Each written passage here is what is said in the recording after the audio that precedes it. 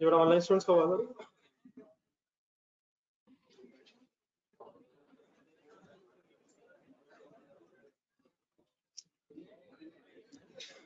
और सब आगे आगे लगा दें, ये पीछे ना बढ़ाएं यार। चेयर्स चेयर्स किसको कर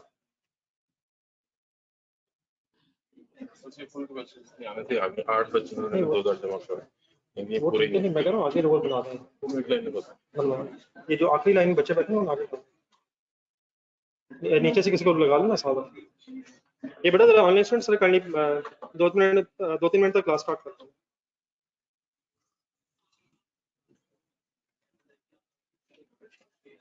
आप लोग बेटा जो लास्ट लाइन में करनी है आगे आगे, ये चेंज में आगे करवा दो। नहीं नहीं सही नहीं आएगा नजर, अभी मैं जब लिखूंगा फिर नहीं सही आएगा। ये लास्ट रो जो है ना, इसको उठा दें आगे कर। नहीं अभी इधर चेयर नहीं ना, नहीं आप अगर उठेंगे बेटा ये चेयर बन जाएगी ना यार, जहाँ से उठेंगे यहीं से चेयर आगे कर दें। अच्छा ठीक, मंगवाएं फिर जरा कर।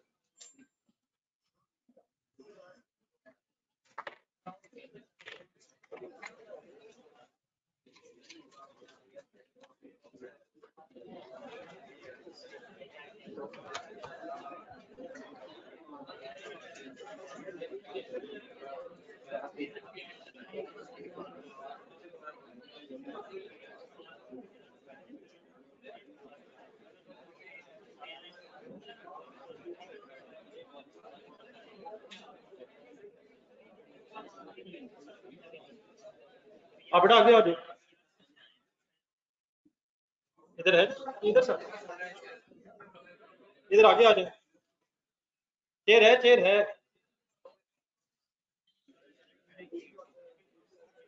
इधर मेरे पास जगह नहीं, इधर से आ रहा है।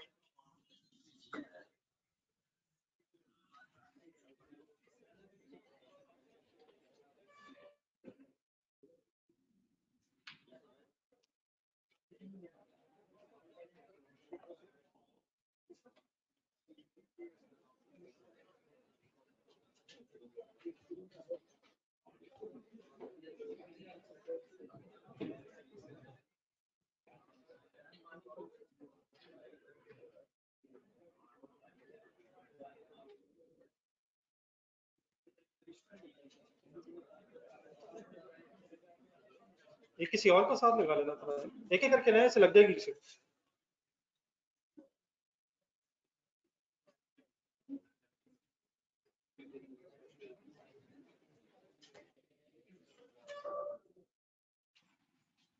एक रो यहाँ बना दो,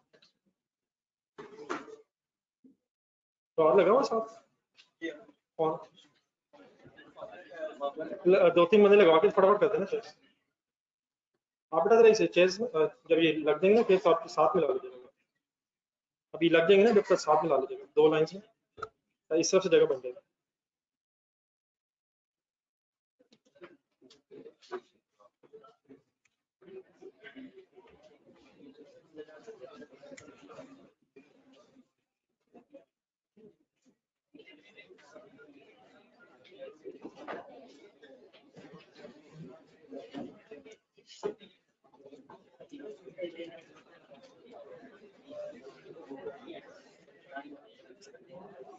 हाँ जी हाँ, ये वाली चेयर भी इस तरफ कर दो, थोड़ा सा इधर कर देंगे, ये वाली तो पड़ेगी।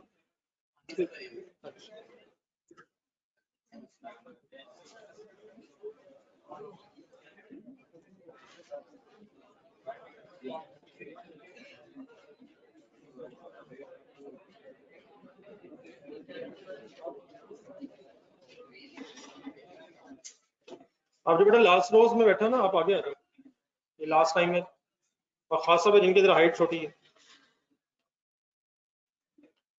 लास्ट लाइन वाले पहले आगे आ जाओ। आप भी इस तरफ भी जो लास्ट लाइन में आ जाए, कुछ नहीं होता।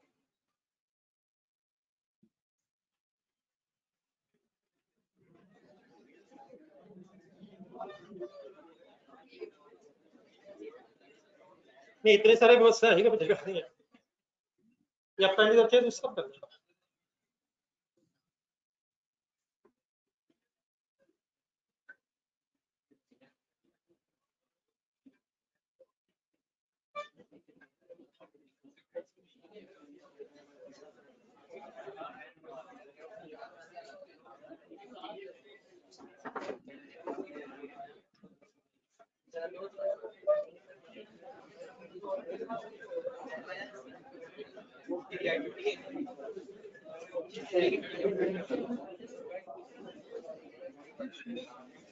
नहीं भाई को पीछे बिठा दो।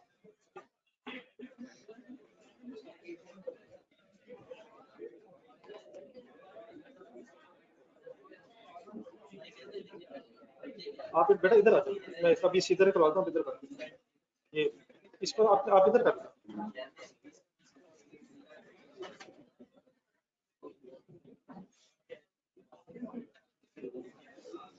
आप इस तरफ कर, बस ठीक है, बस आगे नहीं जाएगा, आप इधर कर लो, साथ में ला लो। आप बेटा साथ कर लो इसको, अपनी रो को ना इसके साथ लगा लो। नहीं आगे नहीं कह रहा, आगे नहीं कह रहा, उसी सीक्वेंस में कह रहा। आप काइंडली अपनी ना फर्स्ट 2 रोज है, बस फर्स्ट 2। ये मुबीन एक चेयर इसके लिए करते हैं, आप अपने लिए दूसरी ले आओ।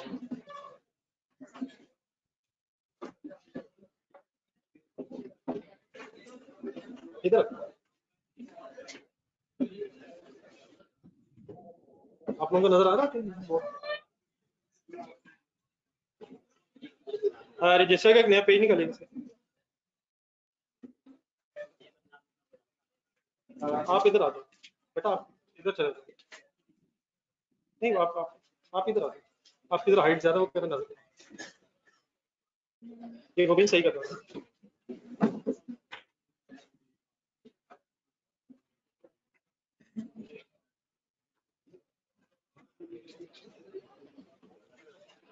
चलिए सर इस डिस्कशन स्टार्ट करें। एक नया पेज काइंडली निकालो, तो सब डिस्टर्बेंस काइंडली खत्म करेंगे। आज जो हमने डिस्कशन नहीं स्टार्ट करनी, उस डिस्कशन से पहले kindly statement of financial position जहन में लाएंगे। एक कैपिटल की वर्किंग लिखेंगे, कैपिटल आता है उसमें स्टार्ट में। कैपिटल कैसे कैलकुलेट होता है?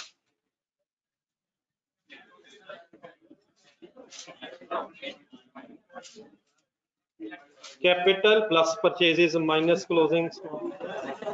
तो ये वाला कैपिटल लेने दें, वो वाला पूछ रहा हूँ। स्टेटमेंट ऑफ फाइनेंशियल पोजीशन के स्टार्ट में क्या आता है? एसेट्स की बात हो रही है, नॉन करंट एसेट्स। तो नॉन करंट एसेट्स की एग्जांपल्स बताएं।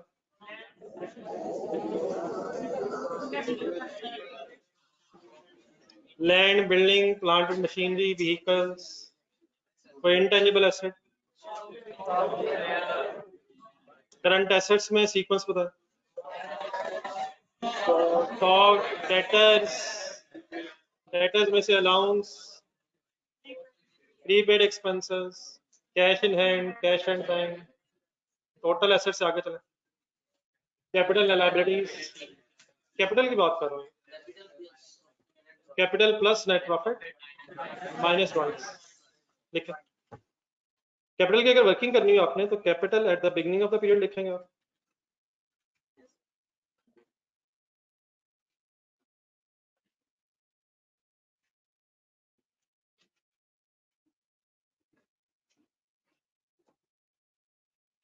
Capital at the beginning of the period, समझ रहे हैं बट्स? पीरियड के स्टार्ट पर। Let's assume 5 lakh.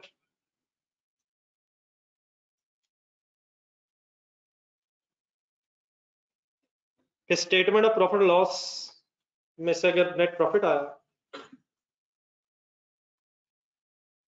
तो नेट प्रॉफिट का क्या करेंगे? सपोज 3 लाख। अगर लॉस हो डेफिनेटली लेस हो जाएगा, ऐड हो जाएगा, लेस हो जाएगा। अगर ड्राइंग्स हैं तो माइनस हो जाएंगे। फिगर्स में जस्ट अज्यूम कर रहा हूँ आपको याद दिलाने के लिए। तो सपोज 1,50,000 की ड्राइंग्स है, कैलकुलेटर यूज करें।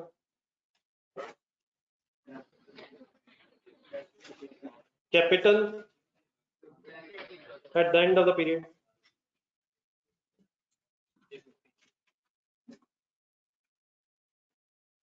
$5 लाख प्लस 3 लाख 8 लाख माइनस 150 6,50,000 हो रहा है।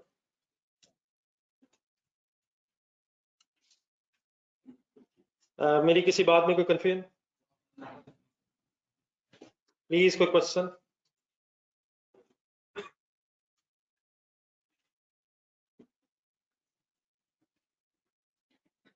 ये मुझे सब इसी चल रहे सारे, ये वाला भी चल रहा नहीं, पीछे रहो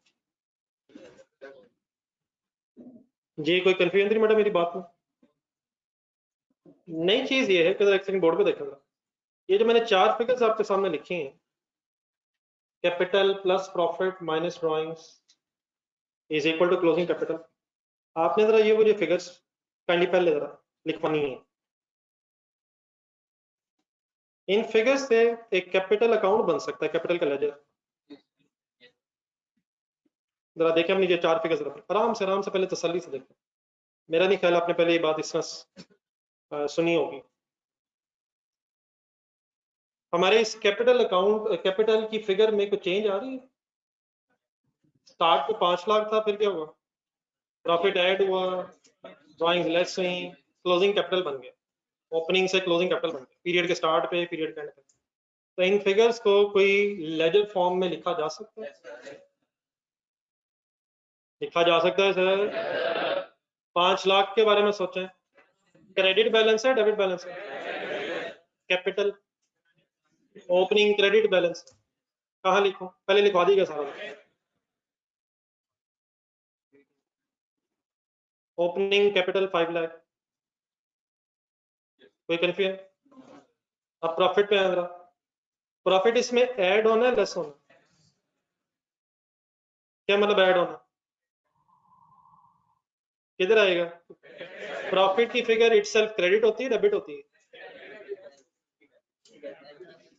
प्रॉफिट बेटा तब आता है जब सेल्स, ये इनकम ज्यादा तो होती है, सेल में से एक्सपेंसेस लेस होते हैं। तो अगर एक्सपेंसेस ज्यादा हो तो प्रॉफिट होता है, या इनकम ज्यादा हो? इनकम ज्यादा होगी तो प्रॉफिट होगा।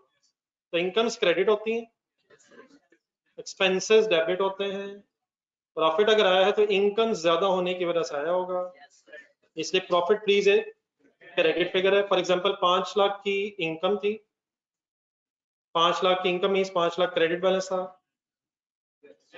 Expenses for example 2 lakh rupees है, 2 लाख रुपीस डेबिट फिगर थी, लेस किया आपने। बट अपने एक्सपेंसेस में बोल रहा हूँ, यकीनन वो कॉस्ट ऑफ सेल में होंगे या ऑपरेटिंग एक्सपेंसेस में होंगे, फाइनेंशियल चार्जेस होंगे। सम ऑफ एक्सपेंसेस फॉर एग्जांपल अगर 2 लाख रुपीस है तो 2 लाख रुपीस डेबिट फिगर है, डेबिट फिगर है सर। 5 लाख क्रेडिट फिगर है, तो प्रॉफिट कितना आया? तो प्रॉफिट क्रेडिट फिगर क्यों होती है? क्योंकि आता ही कब है? जब इनकम ज्यादा होगी। और अगर एक्सपेंसेस ज्यादा हो फिर लॉस होता है, तो लॉस डेबिट फिगर क्यों होगी? क्योंकि एक्सपेंसेस डेबिट फिगर। तो अगर प्रॉफिट है तो इनकम ज्यादा होने की वजह से होगी, और अगर लॉस है तो एक्सपेंसेस ज्यादा होना। तो प्रॉफिट इसमें अब ऐड होना है या लेस होना? किस साइड पे लिखूं?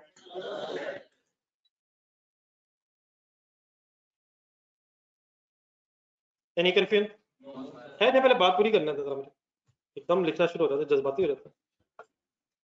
3 लाख समझ आ गया सबको मैंने क्या किया, क्यों इसे क्रेडिट किया है? क्या इसके प्रॉफिट के होने से कैपिटल ने बढ़ना है? तो टोटल 8 लाख कैपिटल हो गया। अब ड्राइंग वाली फिगर देखें कितनी है, किस तरफ लिखो? लेकिन ड्राइंग्स को बड़ा जरा सही अंडरस्टैंड करें जरा। यकीनन वो आपका बात ठीक है, कैपिटल में उसने लेस होना है, यकीनन डेबिट होना चाहिए, वो मैं आता हूँ 1 मिनट। ड्राइंग्स की 1 मिनट एंट्री बोला जरा सर जी, प्लीज पार्टिसिपेट करें सर। ड्राइंग्स की एंट्री सर, ड्राइंग्स डेबिट। जब वो अगर कैश ड्राइंग्स हुई है तो एंट्री बनेगी drawings debit cash credit. Goods की ड्राइंग्स है, purchases debit, drawing debit purchases credit. तो ये ठीक है, जो कैश का जा रहा है तो कैश क्रेडिट, और अगर गुड्स जा रही हैं तो गुड्स के लिए काउंटिंग एंड फिर परचेजेस हो जाएगा। तो drawings debit, make the thing simple. Suppose cash drawings है, ड्राइंग्स डेबिट कैश क्रेडिट। कैसे लिखूं? डेबिट साइड पे, क्रेडिट साइड पे? डेबिट क्रेडिट, ड्राइंग्स डेबिट, और यकीनन फिर एक कैश का लेजर भी होना चाहिए। कैश के लेजर में फिगर किधर आएगी? क्रेडिट साइड पे जाएगी। ठीक है, तो पहले जरा ये बात क्लियर कर लें, ड्राइंग्स डेबिट कैश क्रेडिट अगर मैं पोस्ट करूं तो ड्राइंग्स के लेजर में फिगर डेबिट साइड पे, और अगर कैश का लेजर रिक्वायर्ड हो तो क्रेडिट साइड पे फिगर जाएगी। ठीक है यहाँ तक? लेकिन बेटा नेक्स्ट, क्या इस ड्राइंग्स के इंक्रीज होने से, इन ड्राइंग्स के होने से कैपिटल पे भी कोई इफेक्ट आएगा? कैपिटल ने भी कम हो जाना। सही कह रहा हूं? तो अब अगर मैं इस कैपिटल अकाउंट में जो मैं ऊपर बना रहा हूँ, ये ऊपर वाला जो लेजर है, कैपिटल अकाउंट में मैं क्लोजिंग बैलेंस फाइंड आउट करना चाहता हूँ कैपिटल का, क्लोजिंग कैपिटल अकाउंट। तो प्रॉफिट तो मैंने ऐड कर दिया, मुझे ड्राइंग्स अब उस लेजर में लिखनी पड़ेंगी तभी सही क्लोजिंग बैलेंस आए। तो प्रोसीजर ये होता है कि पहले ड्राइंग से अपना लेजर बनेगा, एंट्री ड्राइंग्स ही नहीं बदल देनी है, ड्राइंग्स डेबिट कैश क्रेडिट, या अगर गुड्स की ड्राइंग्स हैं तो ड्राइंग्स डेबिट वो परचेज क्रेडिट, एंट्री वही रहनी है। लेकिन फिर अगर आपने कैपिटल अकाउंट बना के क्लोजिंग कैपिटल फाइंड आउट करना है तो फिर तरीका ये होता है कि जो ड्राइंग्स की फिगर अपने लेजर में आ गई है उसको फिर आप इस ड्राइंग्स के लेजर से निकाल के कैपिटल के लेजर में ट्रांसफर करते हैं। किसको कहां से निकाल के कहां ले जाएंगे? ड्राइंग्स को उसके अपने लेजर से ट्रांसफर कर देंगे कैपिटल अकाउंट में, अगर आपने कैपिटल अकाउंट में क्लोजिंग बैलेंस फाइंड आउट करना। तो किस अमाउंट को कहां लेके जाना चाह रहा हूं, क्यों लेके जाना चाह रहा हूं? ताकि लेजर फॉर्म में क्लोजिंग कैपिटल फाइंड आउट हो। तो यहां से फिर एक और एंट्री बनेगी in addition to the depreciation debit cash credit, एक और एंट्री हम करेंगे, किसको कहां ट्रांसफर करना?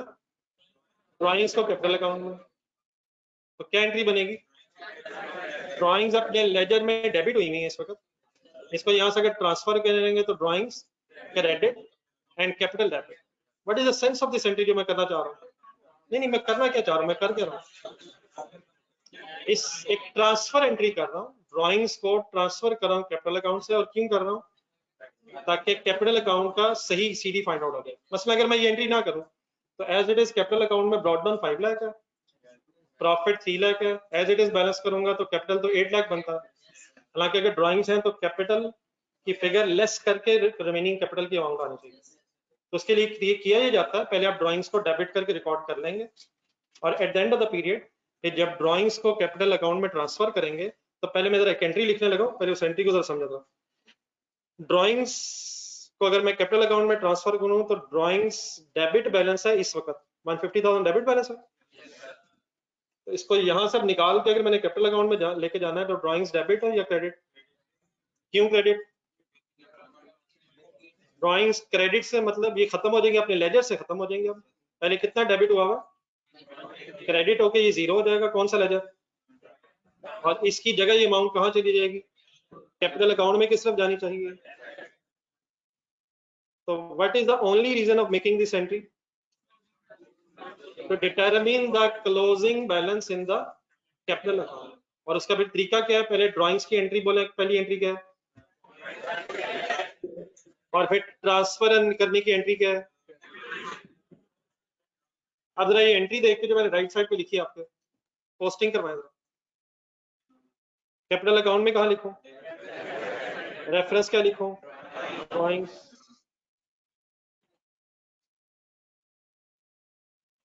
ड्राइंग्स का क्रेडिट इफेक्ट कहाँ लिखूं, ड्राइंग्स के लेजर में। रेफरेंस क्या लिखूं, कैपिटल। आपकी दूसरी एंट्री के बाद क्या होगा, ड्राइंग्स का बैलेंस जीरो हो जाएगा। वो क्यों जीरो हो गया वैसे, क्या उसको वहां पहुंचा दिया जहां उसे जाना चाहिए था, कहां उसे जाना चाहिए था, कैपिटल में से लेस होना चाहिए था, मींस डेबिट होना चाहिए था। ठीक है, फाइनल करवा दें जरा मुझे, कैपिटल अकाउंट का सीडी बन जाएगा 8 lakh credit balance, sorry credit side का टोटल। तो what should be the finally credit balance in the capital account, 650। करें नोट।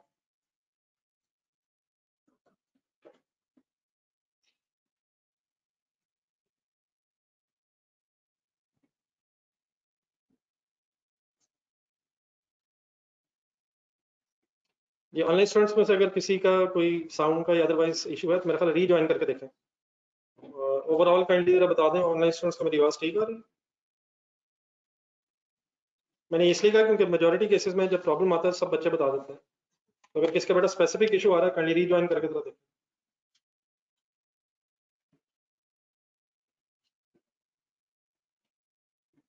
मेरी किसी बात में कोई कंफ्यूजन हो गई हो?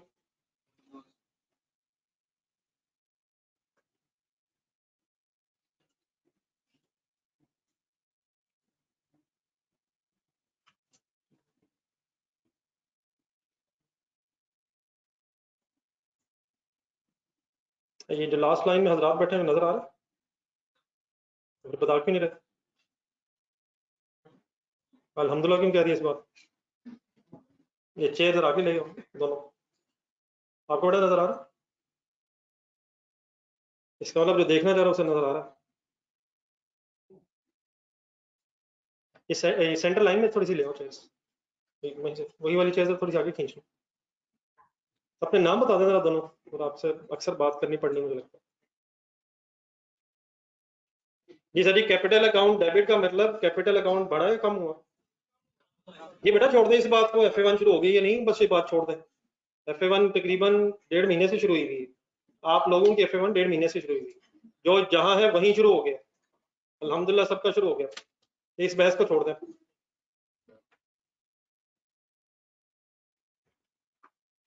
नाम बता दें करनी आप। अब्दुल अब्दुल रहमान। जी अब्दुल रहमान साहब, एंट्री समझ आ गई? कौन सी? अच्छा,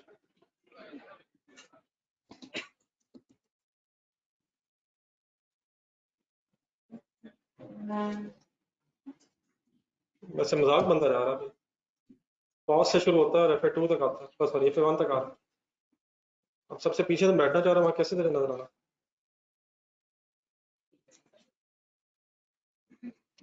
जी जो लिख के जरा करनी मुझे बताना। सर ये अब टाइम सेट करो यार, इसे थोड़ी सी आगे कहीं जगह दे आप। वैसे एक मेरा ख्याल चेयर इधर है कहीं, आगे आ जाओ, आपकी हाइट भी कम है। इसी तरह कोशिश कर, अब इधर से निकला भी नहीं जाना, ना करे बिस्सा। लिख लेंगे तो मुझे बताना करनी चीज।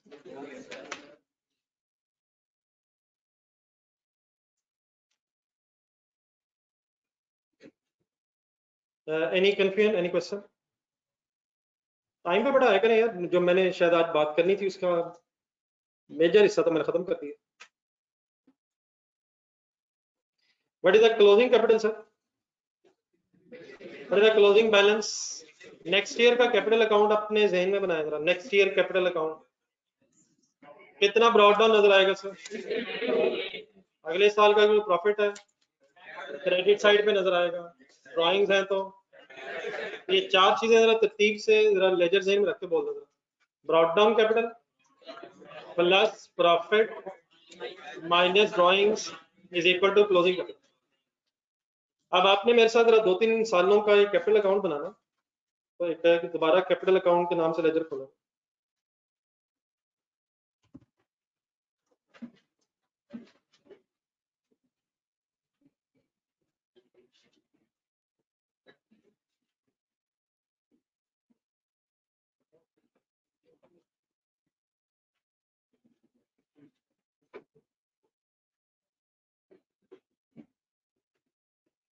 अब ये जो मैंने ऊपर फिगर्स लिखी थी उनकी डिस्कशन नहीं कर रहा, अब एक नई एग्जांपल बना रहा हूँ।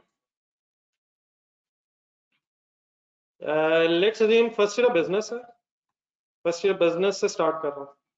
तो अगर फर्स्ट ईयर बिजनेस है तो कैपिटल का ब्रॉड डाउन होगा सर? जाने दे सर, और जाने दे सर। फर्स्ट ईयर बिजनेस है, ब्रॉड डाउन कब होते हैं?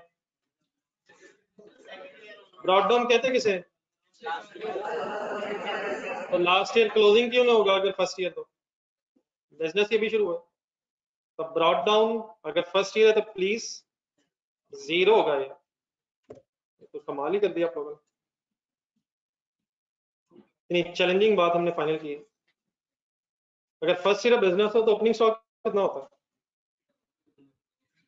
कुछ ना कुछ तो होता है यार। हाँ? और सर जी फर्स्ट ईयर बिजनेस में कौन सा बैलेंसेस होते हैं? ओपनिंग बैलेंसेस किसे कहते हैं? लास्ट ईयर की क्लोजिंग होंगे तो ब्रॉड डाउन बनेगा। First year brought down zero से। चलो आगे। फर्स्ट ईयर है, ओनर इन्वेस्ट करेगा, कैश इन्वेस्ट किया, ओनर ने एंट्री बोला, कैश डेबिट, यकीनन कैश का अपना लेजर होगा, लेकिन आज कैपिटल अकाउंट आपने इनिशियली सीखना था। Cash debit, capital account, credit. बेटा एंट्रीज में आती हैं यार।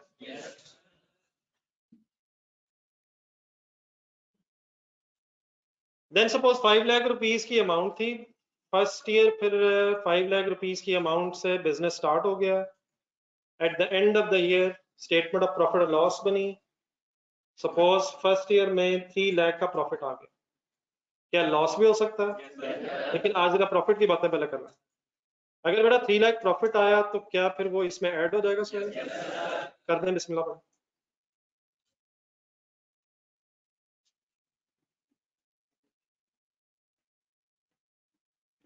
Then suppose first year owner ने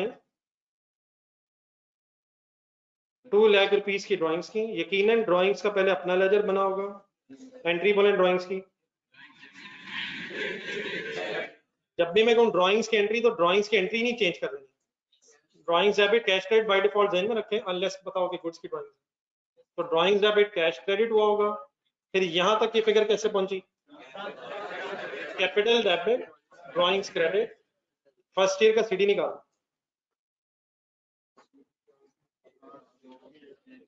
कैलकुलेटर अलाउड है। जब जुबानी हो रहा है तो कर लें, लेकिन जुबानी कर नहीं रहे, कैलकुलेटर इस्तेमाल हो नहीं रहा।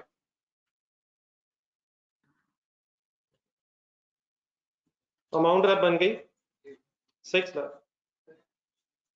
प्लीज यार 6 लाख। 8 लाख सीडी है, 6 लाख सीडी है।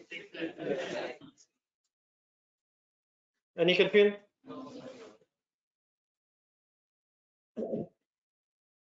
देन सर जी जरा 6 लाख को जरा गौर से अपने जरा देखना। इस साल प्रॉफिट कितना हुआ था? 3 लाख। कैपिटल कितना इन्वेस्ट हुआ था? 5 लाख कैपिटल इन्वेस्ट हुआ था। सीडी वाला 6 लाख कैसे हो गए? 6 लाख कैसे हो गए? प्रॉफिट तो 3 लाख हुआ था। तो क्या मैं कह सकता हूँ प्रॉफिट में से 2 लाख रुपीस ओनर ने निकलवा लिए हैं? तो इस 6 लाख का अगर एक ब्रेकअप करना पड़े तो 6 लाख में क्या क्या शामिल है? नहीं, एक मिनट। 5 लाख ओनर की ओरिजिनल इन्वेस्टमेंट है। 5 लाख ओनर की इनिशियल इन्वेस्टमेंट है, इनिशियल इन्वेस्टमेंट ऑफ ओनर। एक मिनट, ठीक है प्लीज। 5 लाख और बाकी 1 लाख क्या है? नहीं, प्रॉफिट बड़ा 3 लाख है, ड्रॉइंग्स 2 लाख है, तो 1 लाख को कहते हैं अनड्रॉन प्रॉफिट्स। एक मिनट आने ठहर। What is the meaning undrawn profits? Drawn profits का मतलब ड्रॉइंग्स। प्रॉफिट हुआ 3 लाख, उसमें से 2 लाख रुपीस ड्रॉ कर लिया है ओनर ने, तो drawn profit is 2 lakh. And what is 1 lakh? क्या इस 1 लाख में से ओनर अभी ड्रॉइंग्स कर सकता है? फ्यूचर में कर सकता है। उसने की नहीं है, वो करना चाहता तो ये लाख भी ले लेता। लेकिन उसने अगर 3 लाख का प्रॉफिट हुआ और 1 लाख अभी 2 लाख ड्रॉइंग्स की हैं, तो 1 लाख का प्रॉफिट ऐसा है जिसमें से ड्रॉइंग्स फ्यूचर में हो सकती हैं, अनड्रॉन प्रॉफिट्स। ठीक है। लेकिन इस अनड्रॉन प्रॉफिट को एक और नाम भी लिखना, इसे रिटेन्ड प्रॉफिट्स भी कहते हैं। ठहर रिटेन्ड प्रॉफिट्स हम रिटेन्ड किसे कहते हैं? तो कितने प्रॉफिट्स अभी बिजनेस में ही रह गए? 1 लाख। तो उस एंगल से रिटेन्ड प्रॉफिट्स, ये बिजनेस के एंगल से बात हो रही है। कितने प्रॉफिट्स बिजनेस से निकल के ओनर के पास चले गए? लेकिन रिटेन कितने हो गए? बिजनेस में भी रिटेन्ड है। और इसी को एक फाइनल नाम ये भी दिया जाता है। इस किसकी बात हो रही है इस वक्त? 1 lakh can be called as undrawn profits या रिटेन्ड प्रॉफिट्स और या retained earnings. What is the meaning earnings? कितना नेट कमाया था? 3 लाख। कितना ड्रॉ कर लिया? तो इस 1 लाख को बोलने के डिफरेंट तरीके हैं। क्या क्या बोला जाता है इसे? लेकिन मोस्ट कॉमन जो बोला जाता है वर्ड वो लास्ट वाला है। यकीनन समझने के लिए मेरा ख्याल है फर्स्ट वाला सबसे शायद इजी है, लेकिन इंशाल्लाह आहिस्ता आहिस्ता आहिस्ता आखिरी को भी आसान बना लेंगे। तो most common word is retained earnings. Retained means क्या है? रख लिए हैं, रह गए हैं शायद। रिटेन, तो कितने प्रॉफिट्स बिजनेस में रिटेन्ड हैं? 1 लाख रुपीस। ठीक है। अब ये थोड़ा सा आपने एक्सप्लेन करना, लेकिन इतना एक्सप्लेन हुआ कि बाद में भी नजर पड़ सके इसमें। तो नीचे कोई नहीं, एक दो साल का लेजर और एक्सटेंड कर लेंगे, तो प्रॉपर एक्सप्लेन करें थोड़ा बड़ा बड़ा, बहुत छोटा छोटा भी नहीं, नीचे वाली लाइन में अगर जाना चले जाए जिस समय भी।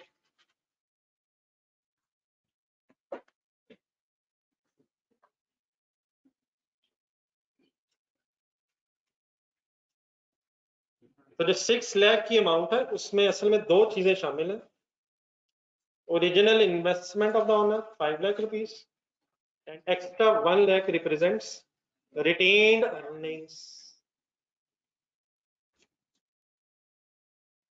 ये ऑनलाइन स्टूडेंट्स एनी कंफ्यूजन? ये मेरे सामने जो हजरात बैठे हैं कोई कंफ्यूजन? कुछ नई नई दोस्तियां बहाल हुई लग रही हैं, मुसलसल मुस्कुराहटे माशाल्लाह। मेरा ख्याल मैं दोबारा रिपीट कर दूं, कुछ हजरात नए हैं। आपकी बेटा मुस्कुराहट से अल्हम्दुलिल्लाह बिल्कुल मेरे कोई इशू नहीं, अच्छे लग रहे हैं, लेकिन अगर ये क्लास के बाद हो जाए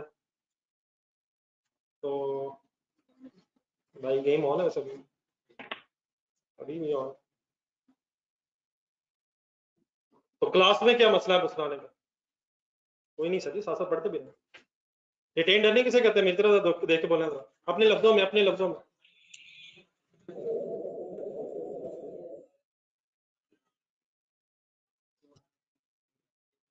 ये बेटा कैपिटल से भी ड्राइंग्स हो जाती हैं, लेकिन उसका मीनिंग फिर ये होता है कि ओनर ने अपने इन्वेस्टेड पैसे वापस ले लिए।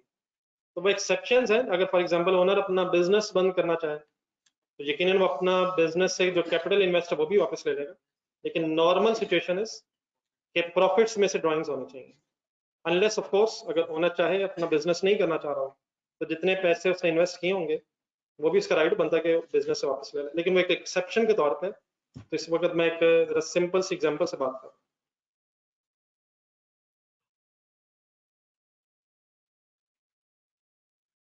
जी ठीक है, प्लीज आपके जहन में कोई सवाल आता हो?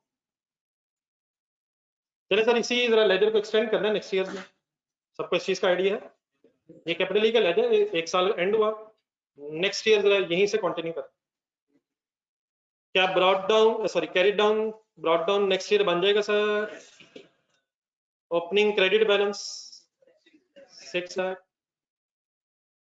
अगर जरूरत महसूस करें तो नेक्स्ट पेज आप ही का है, उसी पेज पे खत्म नहीं करना सर। 6 लाख से आगे बढ़े सर। क्या सेकंड ईयर में कुछ फर्दर ओनर इन्वेस्टमेंट कर सकता है? अगर करेगा तो क्या एंट्री करेंगे?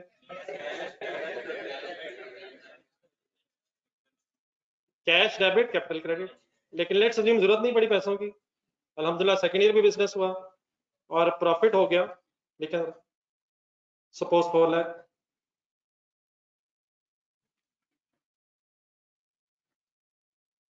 ये कहां से आ रहा प्रॉफिट, कहां से आ रहा होगा? स्टेटमेंट ऑफ प्रॉफिट लॉस बन रही होगी, सेल एक्सपेंसेस, तो सपोज वो वर्किंग हम नहीं कर रहे, प्रॉफिट 4 लाख रुपीज आ गए। Then suppose next year drawings हुई, नेक्स्ट ईयर ड्राइंग्स हुई सपोज 3,50,000। सेकंड ईयर के एंड पे सीटी निकाला,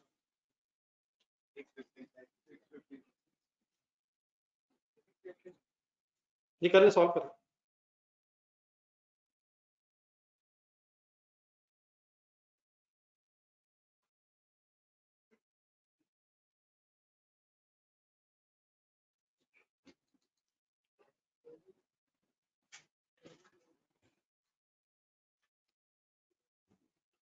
जी opening balance plus profit minus drawings,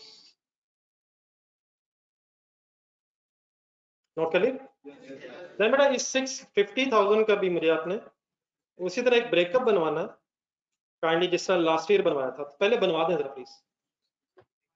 ठहरे ठहरे, आराम आराम से, आराम आराम से, थोड़ी सी आपके लिए नई कुछ बातें हैं तो बिल्कुल रिलैक्स है। क्या अभी भी ओरिजिनल इन्वेस्टमेंट 5 लाख की है? क्या वो हमेशा 5 लाख की रहेगी? नहीं, हमेशा बेटा जरूरी नहीं है। अगर इस साल फर्दर को कैश इन्वेस्ट हो जाता है, cash debit capital credit, for example अगर 50,000 रुपया कैश और ऐड हो जाता, तो फिर आप मुझे ओरिजिनल इन्वेस्टमेंट कितनी बताते हैं? मैं ओरिजिनल इन्वेस्टमेंट किसे कह रहा हूँ? जो कैश इन्वेस्ट कर रहा है, एक है जो बिजनेस से कमा रहा है। जरा फर्स्ट ईयर देखें, जरा फर्स्ट ईयर का लेटर देखें, उसने बिजनेस में लगाया कितना, तो इसे मैं ओरिजिनल इन्वेस्टमेंट बोल रहा हूँ, जो उसने इन्वेस्ट किया। बाकी फिर इसी बिजनेस उसने कमाया कितना, 3 कमाया, उसमें से कितना ले लिया। तो कितने कमाए हुए बिजनेस के profits at the end of last year है 1 लाख कमाए हुए प्रॉफिट्स। तो 6 लाख का ब्रेकअप कैसे बनाया था मैंने। ओरिजिनल इन्वेस्टमेंट किसे कह रहा हूँ, जो उसने इन्वेस्ट किए थे पैसे, और जो उसने कमा लिए हैं लेकिन अभी उसमें से ड्राइंग्स नहीं की, वो पैसे थे 1 लाख। तो काइंडली उसी तरह की वर्किंग दोबारा करना चाह रहा हूँ। What is original investment, why it is same, why it is same, क्योंकि उसने कुछ फर्दर इन्वेस्ट नहीं किया। क्या इस 6,50,000 में उसकी ओरिजिनल इन्वेस्टमेंट होगी। बाकी डिफरेंस कितना बचता है, 650 में से 5 लाख माइनस करें तो कितना बनता है। अब ये 150,000 बन कैसे गया है, इसको रिकंसाइल कैसे करें। पिछले साल तक कितने रिटेन प्रॉफिट्स है 1 लाख, सेकेंड ईयर में कितने प्रॉफिट्स कमाए, कितने कमाए, उस 4 लाख में से कितनी ड्राइंग्स हुई। What is the amount of undrawn profit for the second year, for the second year 50,000। What was the undrawn balance of last year? What is the total undrawn profits? Undrawn profits also called as retained profits, also called as, अब retained earnings ही बढ़ लिखो। ये 1.5 लाख कैसे retain हुआ, समझ आ गया calculate कैसे हुआ है। 1 लाख कब तक रिटेन था, पिछले साल तक। इस साल फर्दर कितने प्रॉफिट्स रिटेन हुए, वो कैसे कैलकुलेट हुए। Profit is 4 lakh, drawings are 3,50,000। कितने इस साल के प्रॉफिट्स हैं जो नहीं ओनर ने निकलवाए हैं, तो 50,000 इस साल के प्रॉफिट्स हैं, 1 लाख पिछले साल के। तो 1,50,000 is now the amount of total retained earnings after 2 years. Please समझ आ गई बात। कोई कंफ्यूजन नोट भी करें, वर्ड्स भी लिखें। कोई कंफ्यूजन साफ सुथरा प्लीज लिखें, मेरे सामने जिस तरह लिख रहे हैं इस तरह क्या लिखें, ये आपको खुद पता चल जाएगा क्या लिख रहे हैं। सर अगला सवाल पूरा खाली पड़ा sir ji, waiting from your side लिख भी लें, और कोई कंफ्यूजन है तो बताएं। ये ऑनलाइन स्टूडेंट्स को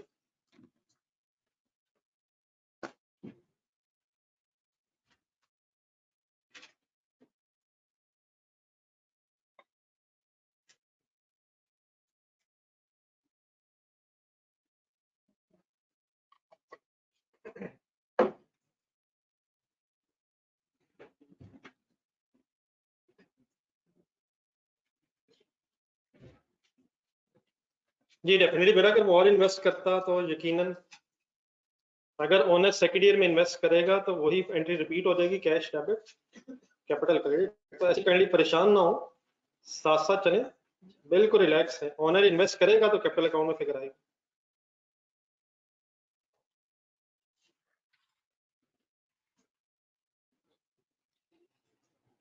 जी एनी अदर कंफ्यूजन जी।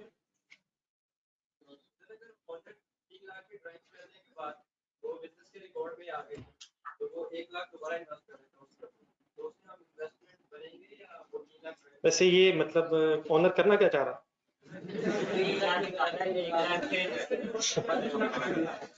अगर आप अकाउंटेंट का इम्तिहान लेना चाह रहे हैं वो तो एक बड़ा अलग चीज है, लेकिन ये ओनर साहब करना क्या चाह रहे हैं, ना करेंगे बेटा क्या होगा।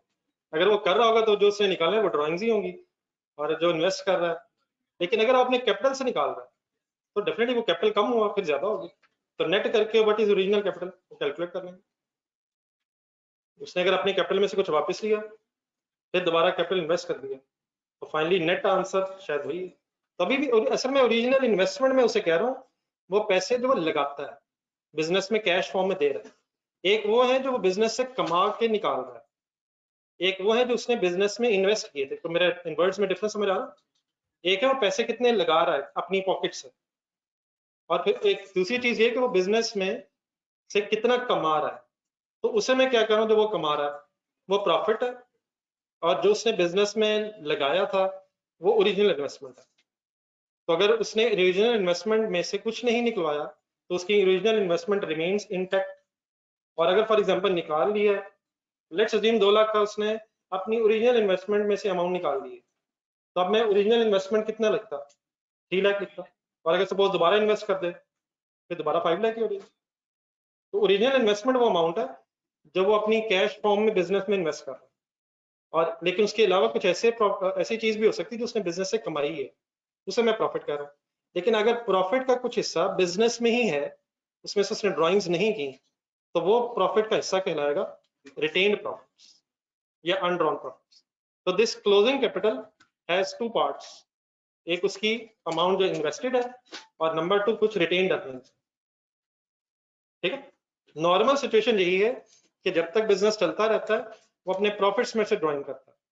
लेकिन ऑब्वियसली ओनर का बिजनेस है, अगर वो किसी दिन डिसीजन ले कि मैंने अपना बिजनेस कंटिन्यू नहीं रखना, या मुझे अपने ओरिजिनल इन्वेस्टमेंट से कोई पैसा चाहिए, बिजनेस में जरूरत नहीं है, तो अपने ओरिजिनल इन्वेस्टमेंट से भी ड्राइंग्स कर सकता है।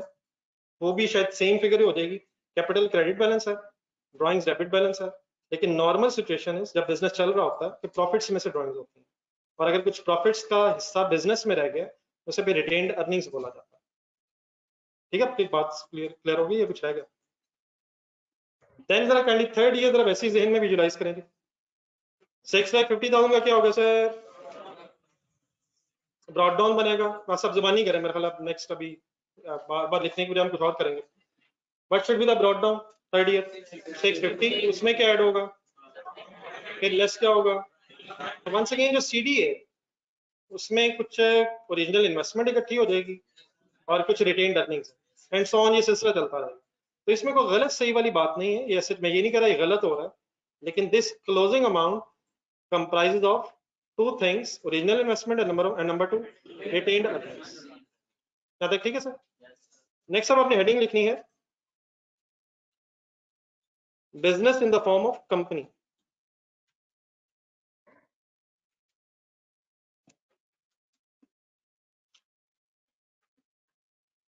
Business in the form of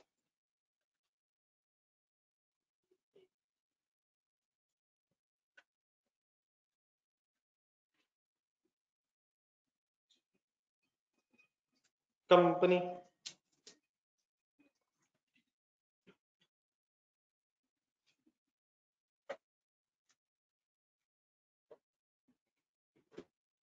अगर बेटा कोई बिजनेस करना चाहता है तो उसके 3 तरीके होते हैं बिजनेस करने के। नंबर 1, एक individual sole proprietor soul trader से इंडिविजुअल बिजनेस कर रहा है, मीन्स उसे एक पर्सन इंडिविजुअली अकेला बिजनेस कर रहा है।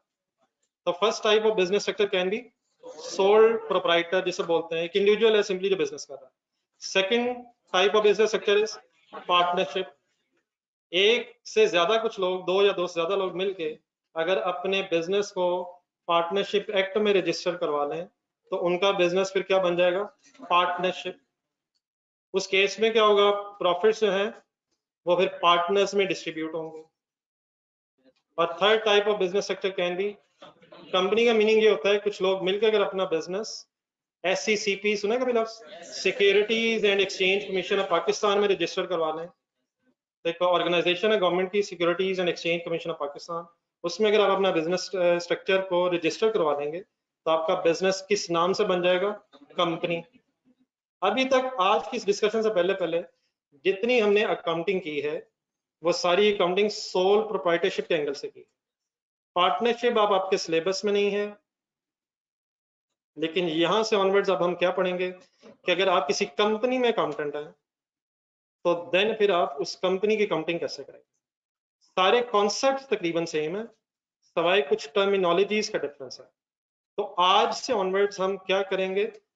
कंपनी के अकाउंटेंट बनके कुछ अकाउंटिंग सीखने की कोशिश करेंगे। ऐसे परेशान ना हो जाइएगा, सारा डेबिट क्रेडिट अदरवाइज सब कुछ वही है। स्टेटमेंट ऑफ फाइनेंशियल पोजीशन भी बनेगी, स्टेटमेंट ऑफ प्रॉफिट लॉस भी बनेगी, लेकिन कुछ एक्स्ट्रा टर्मिनोलॉजी जो सोल प्रोप्राइटरशिप में जरा डिफरेंट तरीके से यूज होती है, वो टर्मिनोलॉजी जरा चेंज होती है। तो सबसे पहले एक इनिशियल हेडिंग लिखें, जो कंपनी के ओनर्स होते हैं उन्हें क्या बोलते हैं।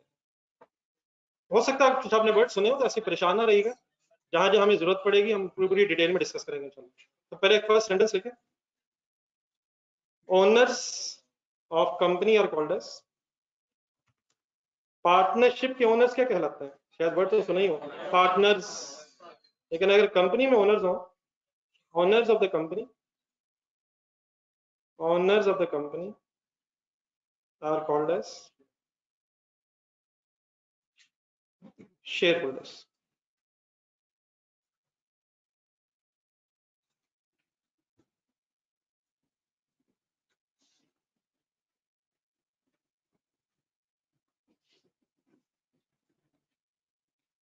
कंपनी के ओनर्स का नाम क्या है?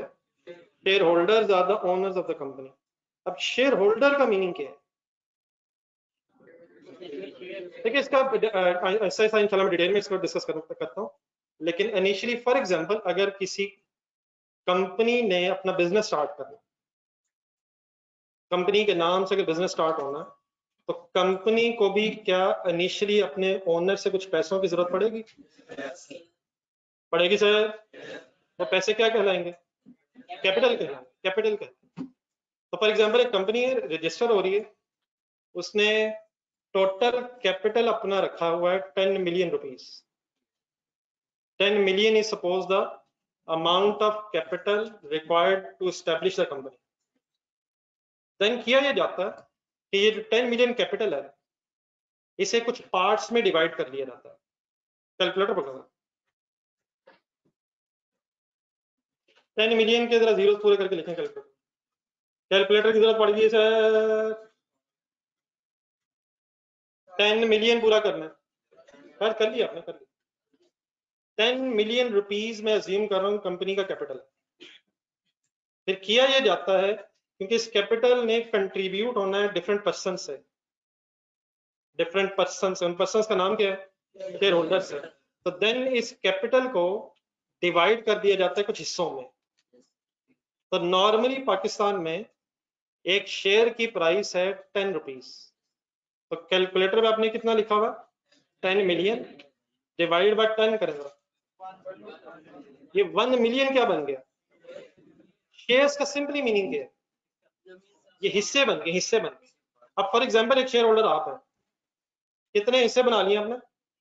1 मिलियन।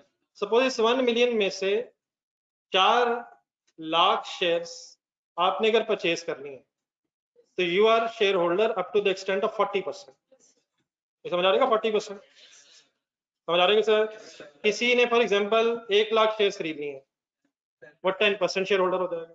तो शेयर होल्डर वर्ड क्यों है? क्योंकि इनके पास शेयर्स होते हैं, और शेयर सिंपली मींस कंपनी की ओनरशिप में हिस्से की बात हो रही है। तो मैंने अगर 10 मिलियन लिखा और शेयर्स पे डिवाइड किया, तो सेंटेंस इस तरह से बन जाएगा कि this company has, this company की सपोज मैं बात कर रहा हूँ, 1 million shares of rupees 10 each. अब 10 ईच मैंने क्या बताया? पाकिस्तान में क्या बताया मैंने? एक शेयर की रजिस्टर्ड प्राइस बता रहा हूँ, फिर वो मार्केट वैल्यूज भी होती हैं, वो सब कुछ होता है, लेकिन अभी इस डिटेल में हमने नहीं जाना। ये 10 रुपीज क्या है? Registered price of share. Late me finish, आपके लिए लिख रहा हूँ, पूरी बात हो लेने दीजिए। 1 million shares of rupees 10 each, which means इस कंपनी का टोटल कैपिटल कितना हो जाएगा? 10 मिलियन। तो this what is this 10 rupees? It is registered price of share in Pakistan.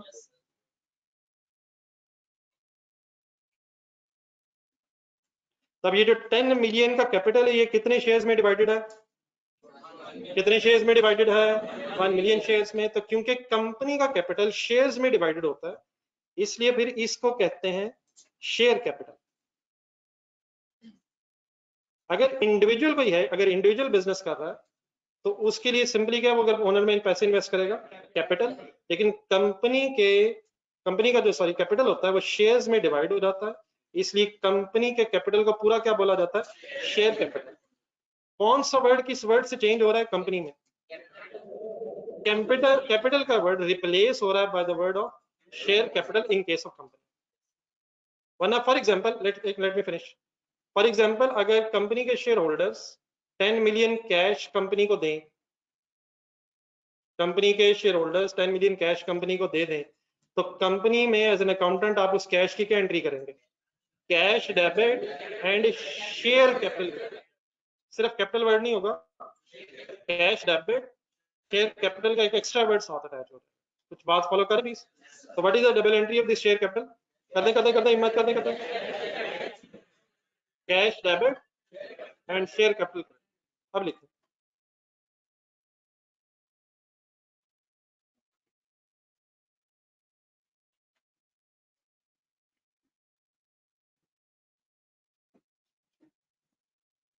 तो ठीक है, हो सकता है कुछ लोगों ने भी कुछ आगे की बातें जो आप कर रहे हैं वो पढ़ी हुई हो। मैं इंशाल्लाह ऐसा ऐसा जैसे जैसे जरूरत पड़ेगी एक्सप्लेन करता जाऊंगा। फिलहाल जितनी मैं बातें करूँ कंडी से आगे नहीं, इससे पीछे नहीं, यहाँ तक रहना। और अगर किसी ने कोई कंपनी लॉ वगैरह पढ़ा हुआ है तो कंडी कुछ दिन जरा होल्ड ऑन रखिएगा। इंशाल्लाह वो सारी बातें जो आप कर रहे हैं वो मैं भी करूंगा।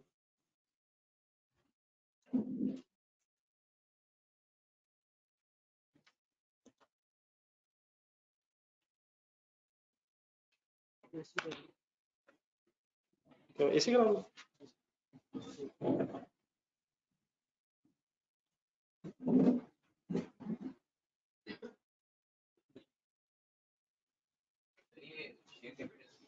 सॉरी 10 मिलियन,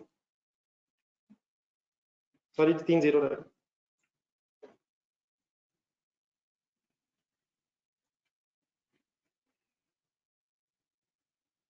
ये जरा देख के बता दो।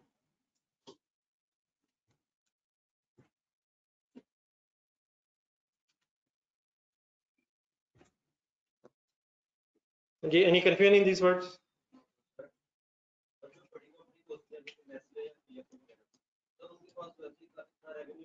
ना ना सर ना, उनके पास अब रेवेन्यू आता है ना, जिस दिन उनका बिजनेस शुरू होगा उस दिन तो रेवेन्यू नहीं आ रहा होगा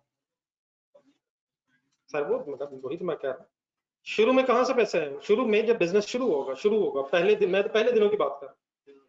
क्या कम जो भी वहाँ शेयर होल्डर्स हैं, क्या जो भी उनके ओनर्स हैं, उन्होंने इन्वेस्ट किया होगा, उनको अपनी उस इन्वेस्टमेंट के बदले में शेयर्स मिले होंगे, तो वो शेयर होल्डर बन गए होंगे, वो शेयर होल्डर होंगे और उनसे जो पैसे कंपनी को मिले होंगे, कंपनी ने उसका नाम क्या रख लिया होगा, शेयर कैपिटल। अब डेफिनेटली उनके अपने रेवेन्यूज हैं, जरूरी नहीं कि अब उन्हें दोबारा पैसों की जरूरत पड़े, लेकिन ये भी हो सकता है कि वो अपने बिजनेस को और एक्सपेंड करना चाहें, तो अपने शेयर होल्डर्स को और कन्विंस कर लें कि हम बिजनेस को और एक्सपेंड करना चाहते हैं और पैसों की जरूरत है, तो हो सकता है फर्दर शेयर भी इशू हो जाए, फर्दर शेयर भी इशू हो जाए।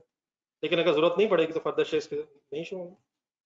लेकिन मैं किस वक्त किस लम्हे की वक्त बातें कर रहा हूँ, जब भी किसी बिजनेस ने कंपनी के नाम से रजिस्टर होना है तो उसने securities and exchange commission of Pakistan, जी कहीं लिखना, मैं बार बार बोली जा रहा हूँ, SECP लिखा है, उसके साथ एक्सप्लेनेशन लिखा है, securities and exchange commission of Pakistan.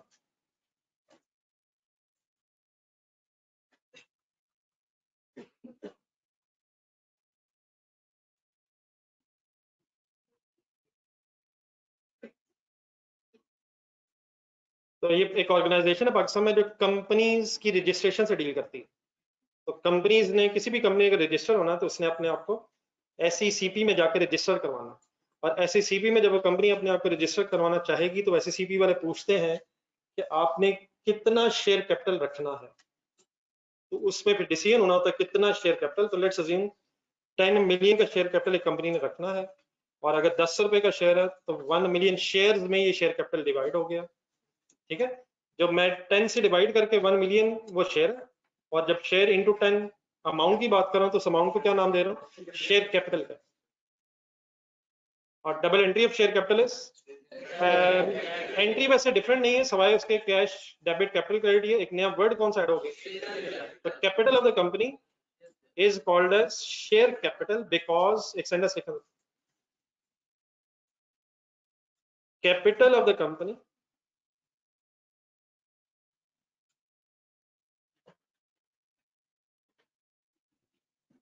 is called as share capital because it is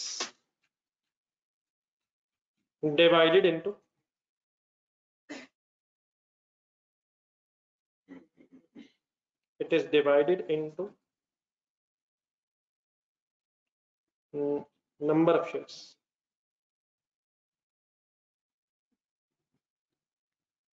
company का कैपिटल क्योंकि शेयर्स में डिवाइड हो जाता है, इसलिए फिर उसको सिर्फ कैपिटल नहीं बोलते, शेयर कैपिटल बोला जाता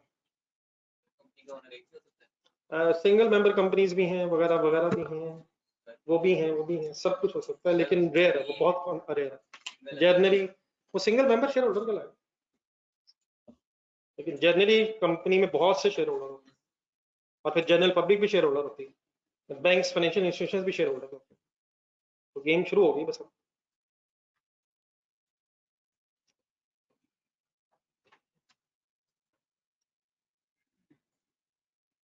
बेटा ये जो सवाल आप मुझसे पूछ रहे हैं, आपने ये जितने सवाल में टाइप किए हैं इस वक्त कुछ लोगों ने, आपने इनका रिकॉर्ड रखना है और इसको खुद आपने बाद में देखा करना है कि मैं क्या क्या सवाल पूछे जा रहा हूँ। सवाल में सामने आए नंबर 1 प्रोस्पेक्टस इशू होता है, बस आप छा गए आप। मैं भी इंशाल्लाह कल कंपनी लॉ पढ़ के आऊंगा फिर बताऊंगा। सवाल नंबर 2, सर एससीसीपी और पाकिस्तान स्टॉक एक्सचेंज एक ही चीज है। सवाल नंबर 3, सर क्या हमारे सिलेबस में सिर्फ कंपनी है या एओपी भी है? तो बेटा सब कुछ आ जाएगा जो है। सर बुक में भी शेयर होल्डर, सर बैंक्स में भी शेयर होल्डर होते हैं। एक और सवाल आ गया, और बेटा खुदा का नाम ले कुछ ये पता चल गया ये क्या हुआ है? कंपनी के शेयर कैपिटल को क्या कहते हैं? ये तो रहने दें, ये तो फिर कभी हो जाएगा। क्या बैंकों में भी शेयर होल्डर होते हैं? बेटा को खुदा का नाम नहीं है। इंशाल्लाह मैं कल सब कुछ पढ़ के आऊंगा, फिर कल मुझसे पूछेगा, शर्मिंदा ना करेंगे। जी कहने वापस आ रही सर प्लीज। यहां से ऑनवर्ड जब हमारी कंपनी की डिस्कशन होगी तो कंपनी के ओनर्स को क्या कहते हैं सर? अगर शेयर होल्डर्स कंपनी में कैश इन्वेस्ट करें तो अब वो ओनर है। कंपनी में क्या एंट्री होगी? Cash debit, share capital credit. Then sir ji अब ये पैसे अगर कंपनी में इन्वेस्ट हो जाए तो कंपनी का बिजनेस शुरू हो जाएगा। अगर कंपनी का बिजनेस शुरू हो जाए और स्टेटमेंट ऑफ प्रॉफिट लॉस बना लें, और अल्लाह करे शुरू के सालों की भी बात कर रहा हूं मैं, प्रॉफिट आ जाए, तो क्या वो प्रॉफिट फिर शेयर होल्डर्स में डिस्ट्रीब्यूट होना चाहिए सर? लेकिन अगर कंपनी का प्रॉफिट शेयर होल्डर्स में डिस्ट्रीब्यूट हो तो वर्ड ड्रॉइंग्स नहीं होता। ड्रॉइंग्स का वर्ड कंपनी में रिप्लेस हो जाता by the word of dividend. Dividend means nothing except only drawings by share holders of the company. अगर सोल प्रोप्राइटर बिजनेस है और ओनर बिजनेस से पैसे ले तो वर्ड क्या होता है? ड्रॉइंग्स। लेकिन ड्रॉइंग्स का ये वर्ड रिप्लेस हो जाता है by the word of dividend in case of company. What is the double entry of drawings? Drawings debit, cash credit, transfer entry हो जाएगी उसकी ना, फिक्र कीजिएगा।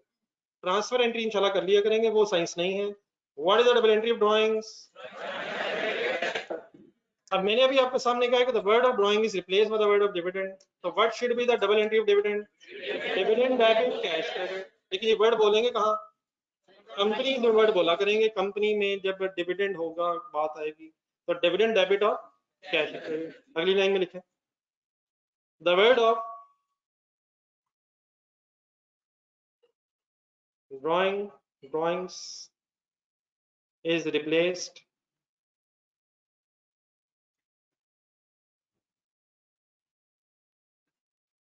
by the word of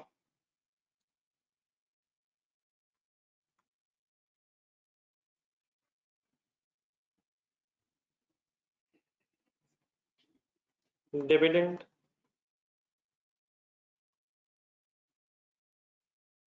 in case of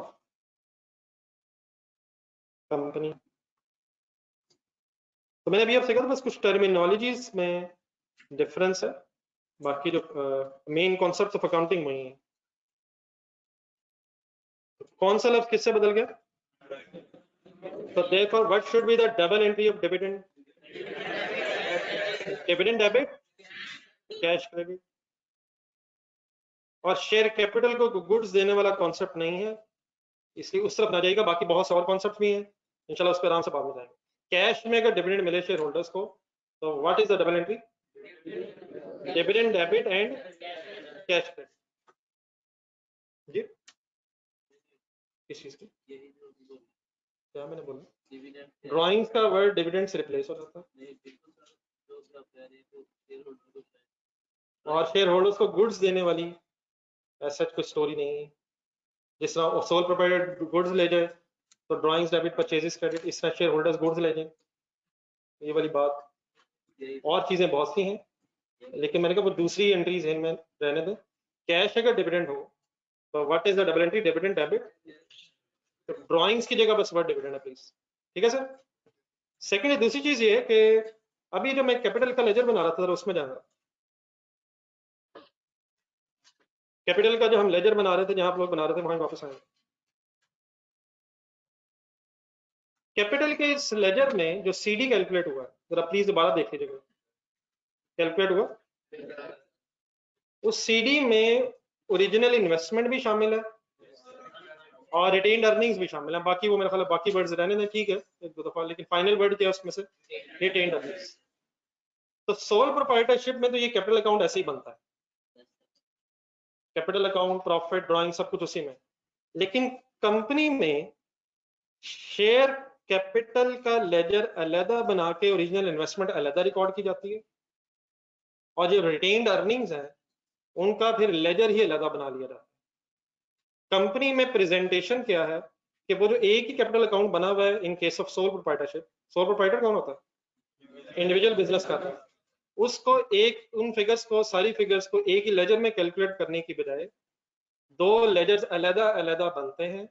एक लेजर बनता है शेयर कैपिटल के नाम से, जिसमें सिर्फ ओनर से जो कंट्रीब्यूशंस आ रही होंगी, जो cash invested by the share holder, उसको रिकॉर्ड करेंगे ताकि अलग डिटरमिन हो सके कि शेयर होल्डर से पैसे में कितने मिले, और जो रिटेन्ड अर्निंग्स की फिगर्स हैं वो कैसे कैलकुलेट हुई में से ये पता आपको, दोबारा वो देखें जरा लेजर फर्स्ट ईयर, 1 लाख कैसे बना हुआ, नहीं सिंपल बात है, कैसे बना हुआ, प्रॉफिट कितना था, उसमें से 2 लाख क्या लेस हुआ था।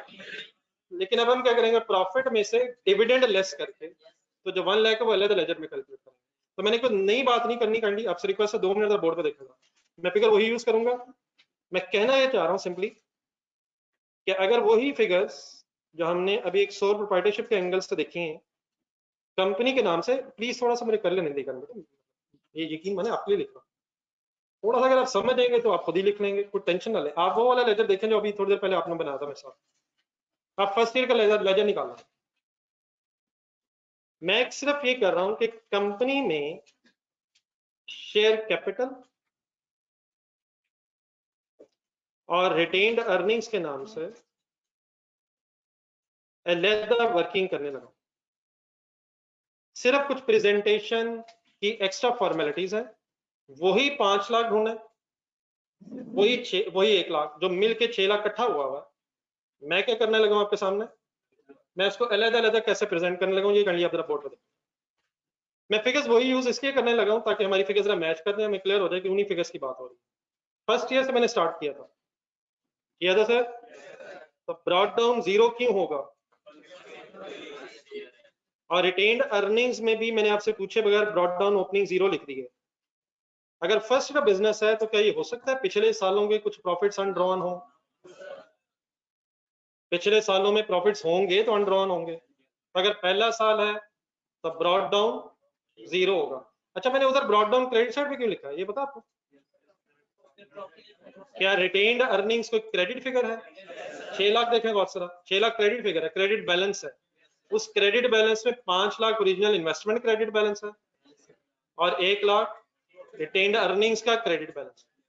तो रिटेन्ड अर्निंग्स क्रेडिट फिगर होती है, तो उसकी क्या वजह है, रिटेन्ड अर्निंग्स मीनिंग क्या है, ये प्रॉफिट्स हैं, वो प्रॉफिट्स है तो बिजनेस में ही है, तो शेयर कैपिटल भी क्रेडिट फिगर ऐसे से, और रिटेन्ड अर्निंग्स ये क्रेडिट फिगर है। मैं क्या करने लगा हूँ, स्प्लिट करने लगा हूँ, कैसे, कितने पैसे आए थे जरा एंट्री देखें वहां, 5 लाख की कंपनी के एंगल से एंट्री बोलो,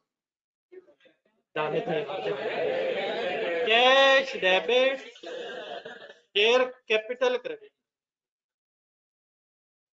ठहरे cash debit share capital credit, profit हुआ 3 लाख, अगर कंपनी का प्रॉफिट हो जाए 3 लाख और मैं उसे शेयर कैपिटल वाले लेजर में ही लिख दूं,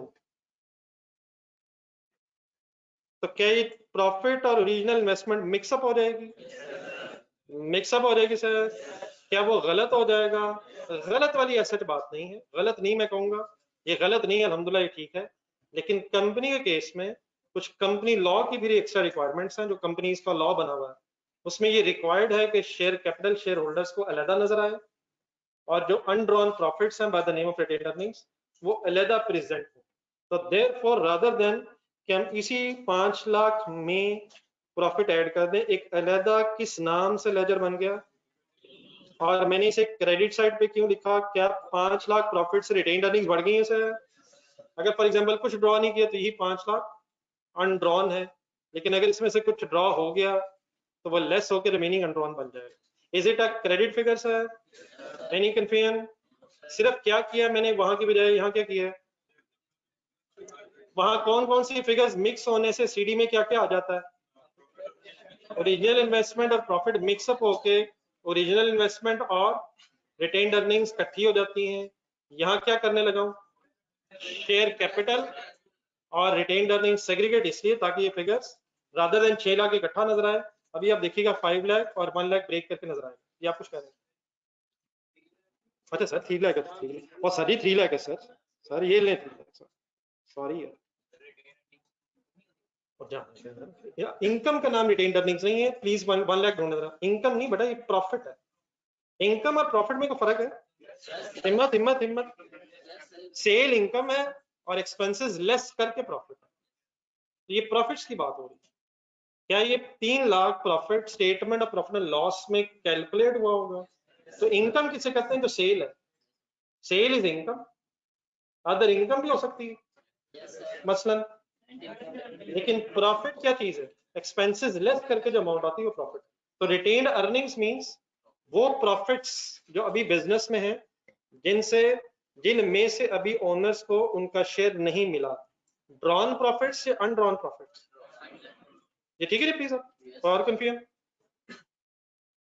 जी ऑनलाइन स्टूडेंट्स, सॉरी वो फिगर मैंने गलत है इसलिए। ऑनलाइन स्टूडेंट्स भी क्लियर है? वही वही सर जी, सर सर सर एक फिगर रहती है वही वही 6 लाख में जाएगा। 6 लाख की वर्किंग में क्या 2 लाख ड्राइंग्स भी हैं? 2 लाख ड्राइंग्स भी है सर। मेरी तरह जरा देख के ड्राइंग्स की जगह वर्ड बदल के एंट्री बोला। डिविडेंड डेबिट एंड अमाउंट वही रखते हैं 2 लाख। ठीक है sir, dividend debit cash credit. अब जरा ये बोर्ड पे देखें, बताइए जो 2 लाख रुपीस का डिविडेंड है, 2 लाख रुपीस का ये जो डिविडेंड है, ये रिटेन्ड अर्निंग्स के लेजर में प्रॉफिट में से लेस करूं या शेयर कैपिटल के लेजर में 5 लाख में से माइनस करूं? डिविडेंड किस में से दिया जाता है? प्रॉफिट्स में से। तब इस डिविडेंड ने किस लेजर में किस साइड पे आना है? रिटेन्ड अर्निंग्स के लेजर में, रिटेन्ड अर्निंग्स के लेजर में। इसे क्रेडिट साइड में आना चाहिए, डेबिट साइड में आना चाहिए? डेबिट साइड पे क्यों आना चाहिए? ताकि लेस होके closing retained earnings 1 lakh calculate हो जाए। लेकिन वंस अगेन अगर मैं एंट्री करूं डिविडेंड डेबिट कैश क्रेडिट, तो क्या डिविडेंड के नाम से कोई लेजर बनेगा सर? बनेगा सर। कितनी अमाउंट आएगी? किस साइड पे आएगी? किस रेफरेंस से आएगी? तो डिविडेंड का लेजर बिल्कुल उसी तरह अलग ही बनेगा जिस तरह ड्राइंग्स का पहले अलग बना है। लेकिन अब यहां से फिर क्या होना है? अब किसने कहां ट्रांसफर होना है? डिविडेंड ने रिटेन्ड अर्निंग्स में ट्रांसफर होना। तो अपनी वो सामने जरा कैपिटल वाली एंट्री रखिएगा, वहां जरा कोई वर्ड्स बदलने आप जरा। According to this story, dividend ने अपने लेजर से रिटेन्ड अर्निंग्स में ट्रांसफर होना है। क्यों होना है?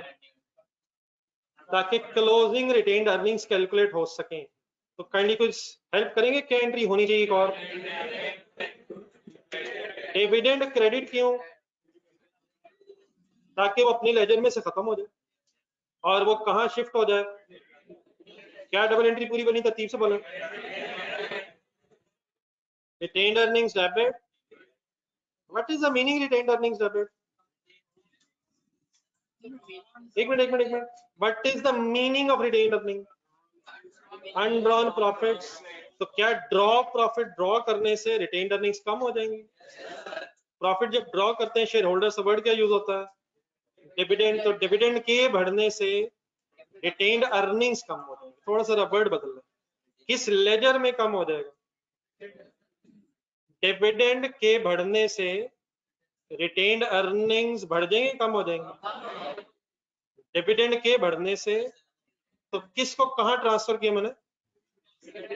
मेरी सेंट्री से डिविडेंड का लेजर डिविडेंड का लेजर सब साथ है सर, क्या करी जा रहा हूँ, ये क्या किया मैंने, नहीं एंट्री सपोज कर रहा हूँ मैं। रिटेन्ड अर्निंग्स के डिविडेंड के लेजर में क्रेडिट रेफरेंस ठीक है मेरा, रिटेन्ड अर्निंग्स के लेजर लिखवाएं सर, किधर लिखो, रेफरेंस क्या लिखो, डिविडेंड। तो ये वंस अगेन एक ट्रांसफर एंट्री है, the purpose of this transfer entry is only, ताकि बोर्ड में देखें जरा, अब क्या रिटेन्ड अर्निंग्स का क्लोजिंग बैलेंस कैलकुलेट हो जाएगा, कितना सर, 1 लाख। प्लीज बातें हजम हो रही हैं सर, अब लिखें यहाँ तक, फिर वो मैं एंट्री से बाद में दिखाता हूँ। तो पहले कहानी थोड़ी सी बात समझ लें, नई चीजें हैं, एकदम लिखने की तरफ ना डाइव करें।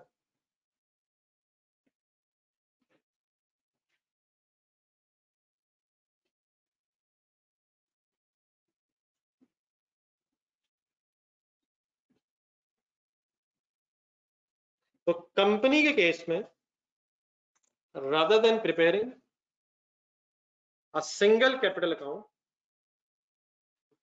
account is subdivided into 2 separate ledgers by the name of share capital and retained earnings.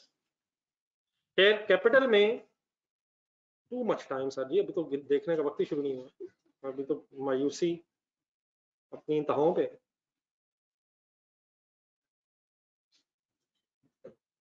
कब जान छूटेगी मौला, मैं थोड़ा सी कुछ अर्सा ही रहेगा बस। एक मिनट सर, एक मिनट ठहर देखियो सर।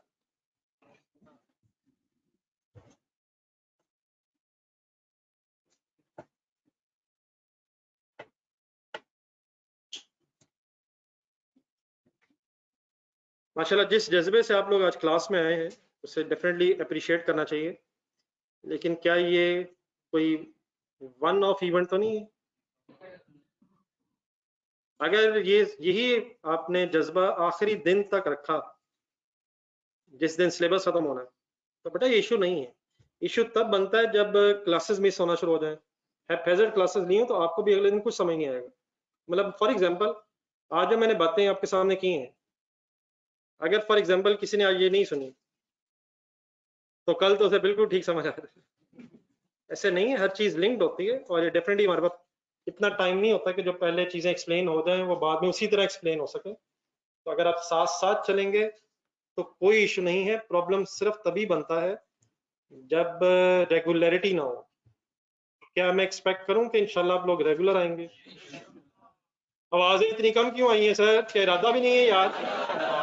इंशाल्लाह में एक कहने में क्या आता है, इसका कौन सा मतलब होता है कि हमने जरूर करना? रब पे डाल दिया, अगर रब चाहेगा तो आ जाएंगे। जिस तरह मेरा भाई रोज कोशिश करता है कि 2:45 पहुंचो, मुश्किल 3:15 आ जाता है, लेकिन 12 मैंने सॉरी मैंने आपको कुछ कहा, मैं माजरत चाहता हूँ सर, यकीनन सही, मतलब मैं माजरत चाहता हूँ सर। रोज वो नीचे बिठा देते हैं, हमेशा तो इस तरह से लेट है सर। फर्ज करें मैं किसी दिन क्लास ना लूं तो आप अल्हम्दुलिल्लाह कहेंगे या आपको टेंशन होगी? तो क्या मतलब मैंने आगे क्या पढ़ना दूने, मैं ज्यादा दफा लेट हूँ यार, और अगर मैं लेट हो भी जाऊं तो क्या मुझे कभी आज तक किसी ने कहा सर आप आए क्यों नहीं? मैं किसी वक्त, अगर मैं इसी वक्त कहूँगा ना यार इंशाल्लाह कल मिलेंगे, तो किसी ने कुछ नहीं सोचना, अल्हम्दुलिल्लाह शुक्र है। और अगर खुदा ना खास्ता 1 आध मिनट एक्स्ट्रा हो गया तो देखना यहाँ होना क्या, बल्कि उसको तो छोड़े, जब 20 मिनट जब रह जाएंगे, 20-25 मिनट, तो देखना अचानक होना क्या, पैकिंग शुरू हो जाना। तो सर मुझे भी कोई मोटिवेशन चाहिए, अगर मुझे महसूस हो कि बच्चे सीरियस है तो मुझे भी मजबूरन आना पड़ेगा। लेकिन यकीन माने हिस्टोरिकली पिछले दिन जितने क्लासेस हुई हैं, हमेशा हमारा एक ही बात पे झगड़ा रहा है, इस बात पे सर बहुत सर बस थक गए हैं, कल रहने ना दें। अगली एंट्रीज लिख रहे हैं आप,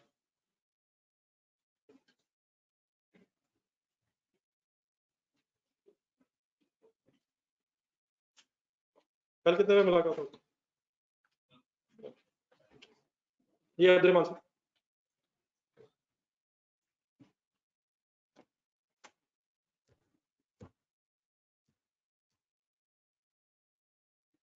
एनी कंफ्यूजन सर लिखने के अलावा? साथ साथ क्लियर रखिएगा, कोई इशू? सिर्फ क्या किया मैंने, कोई नया काम आप अपने लेजर देख के बताएंगे क्या किया मैंने? क्या की बजाय क्या किया मैंने? नहीं मैंने कुछ और नहीं किया। सिंगल कैपिटल अकाउंट जो बन रहा था मैंने उसे किन हिस्सों में डिवाइड कर दिया ताकि उसे बैलेंसेस बना लें जिस तरह। ये एंट्री लिखिए, कंप्लीट करने, कंप्लीट।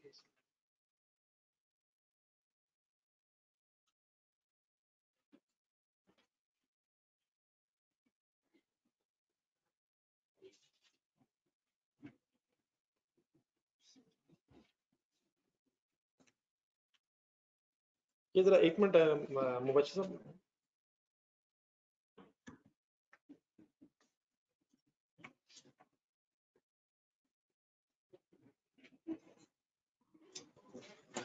जी सर जी, नोट कर लिया प्लीज। तो लिखते नहीं रहा साहब, अगर कोई साहब लिख रहे हैं काइंडली बता दें, ऑनलाइन स्टूडेंट्स भी और आप में से भी।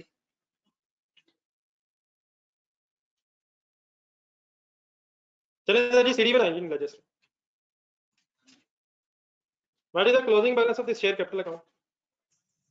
5 लाख।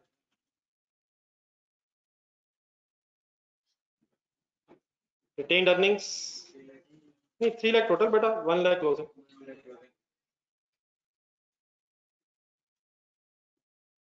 तो कंपनी के केस में हमेशा कौन कौन सा लेजर अलग हो जाएगा? शेयर कैपिटल अलग और रिटेन्ड अर्निंग्स अलग। देन बेटा इसके नीचे 1 साल और उसी तरह पूरा करना जिस हमने वहां किया था, लेकिन उससे पहले एक जरा छोटी सी चीज और पहले बोर्ड पे देख के समझे, फिर आप ये कहाँ लिखेंगे ये भी मैं बताता हूँ। अब इसी इन्हीं लेजर्स की बेस पे जरा एक कंपनी की स्टेटमेंट ऑफ फाइनेंशियल पोजीशंस है मिलाया जरा। कंपनी की statement of financial position, statement of financial position starts from, so as on first year end, just a minute, let me finish. As on first year end,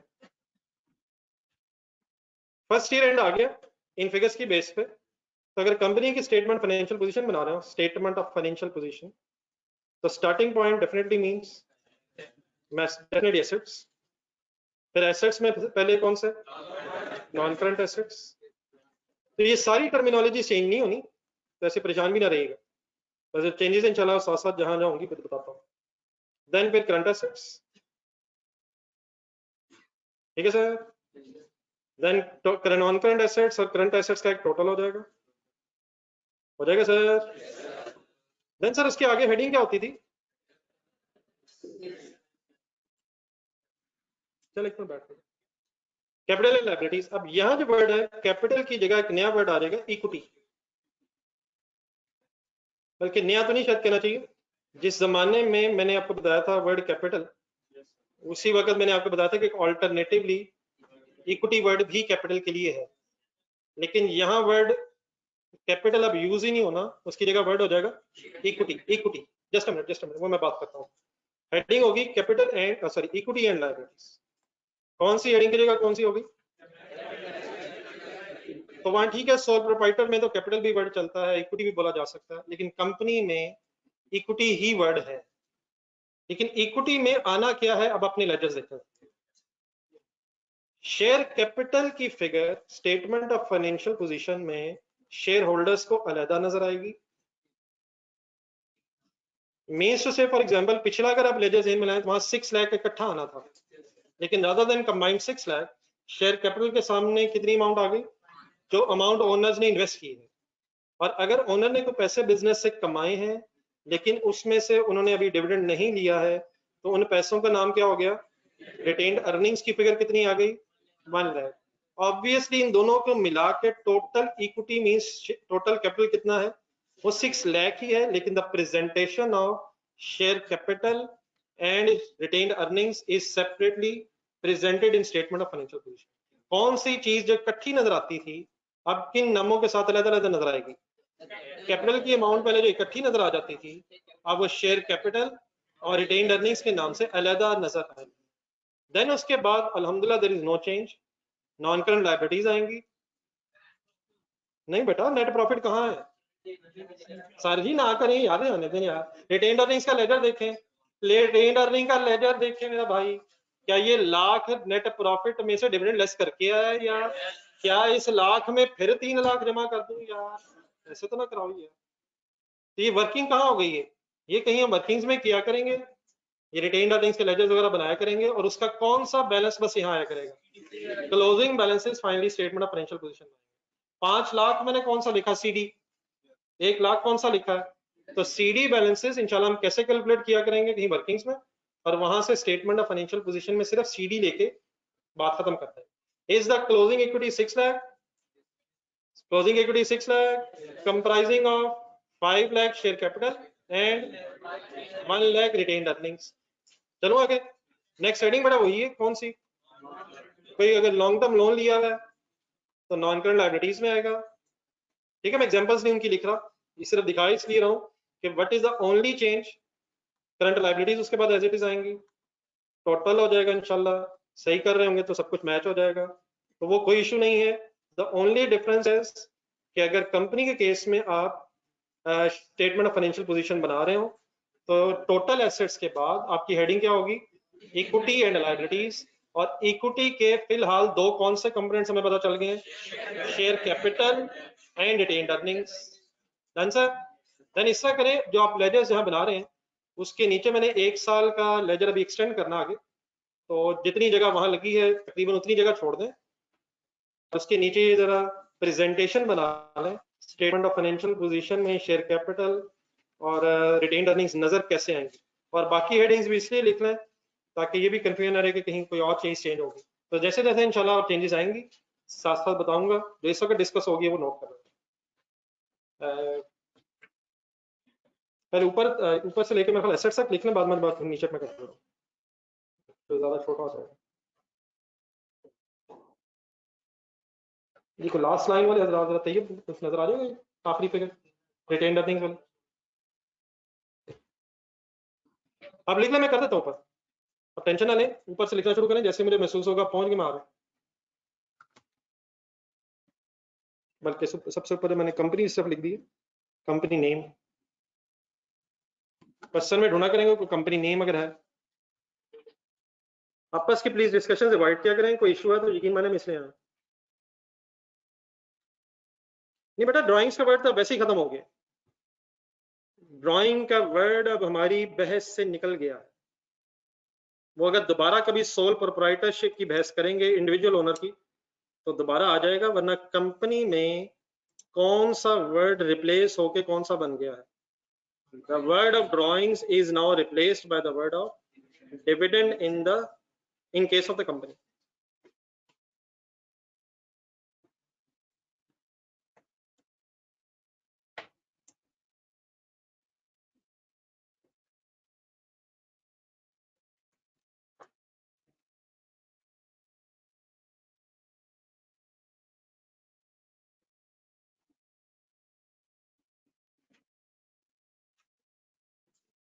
नहीं बेटा इस तरह भी ना करें, डिविडेंड लेस हो चुका है।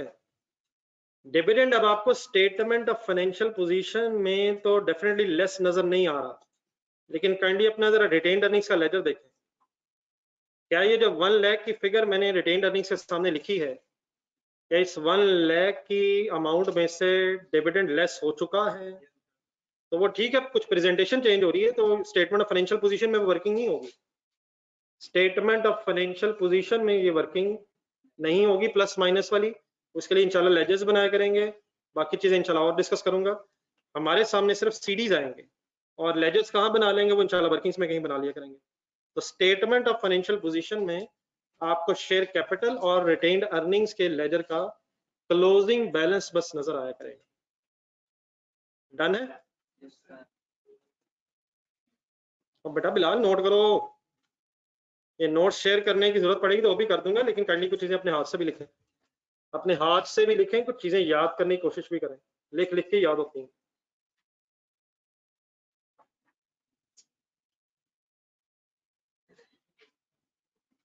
ये तैयब नीचे कौन बैठा है, तो बैठा क्लास में कौन?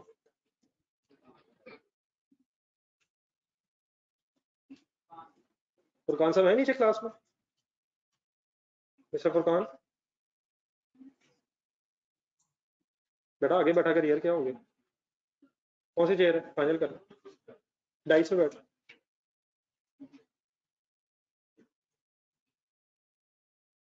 जी नोट कर लिए सर?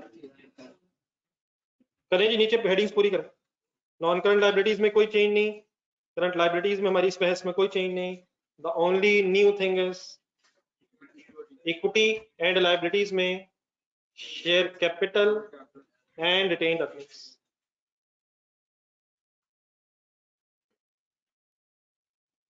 Any confusion? उस तरफ शेयर कर ले, कभी कभी इधर देख लिया कर, सारा ध्यान उधर।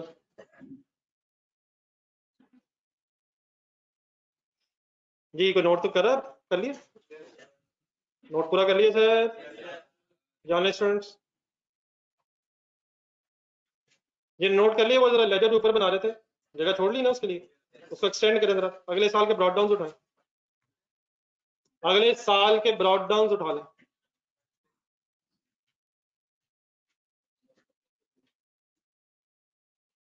नेक्स्ट ईयर ब्रॉड डाउन उठाएं ना बेटा। डिविडेंड का कौन सा लेजर बना लिया? डिविडेंड वैसे ही खत्म हो गया, एक्सटेंड अगर करना भी है तो जीरो हो गया। डिविडेंड का कितना बैलेंस रह गया?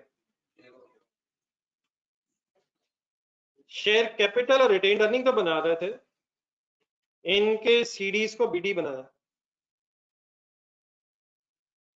बना लेंगे सर?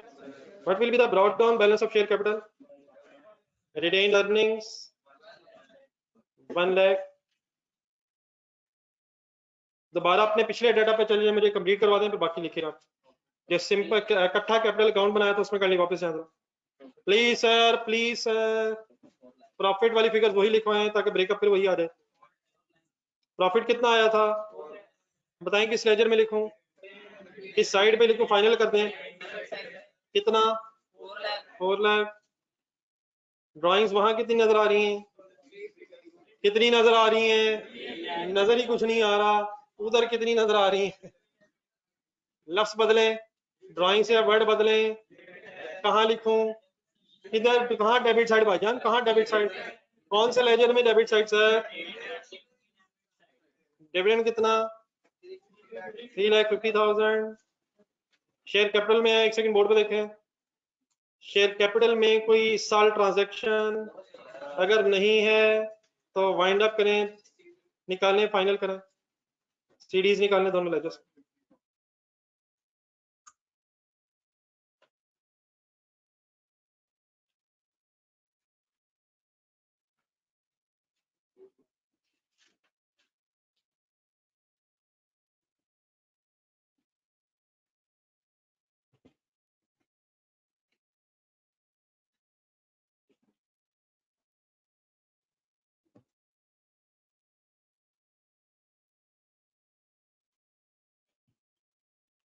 ये शेयर कैपिटल का बीडी ही सीडी के बन जाएगा, क्योंकि इसमें फर्दर कोई शेयर इशुएंस नहीं है।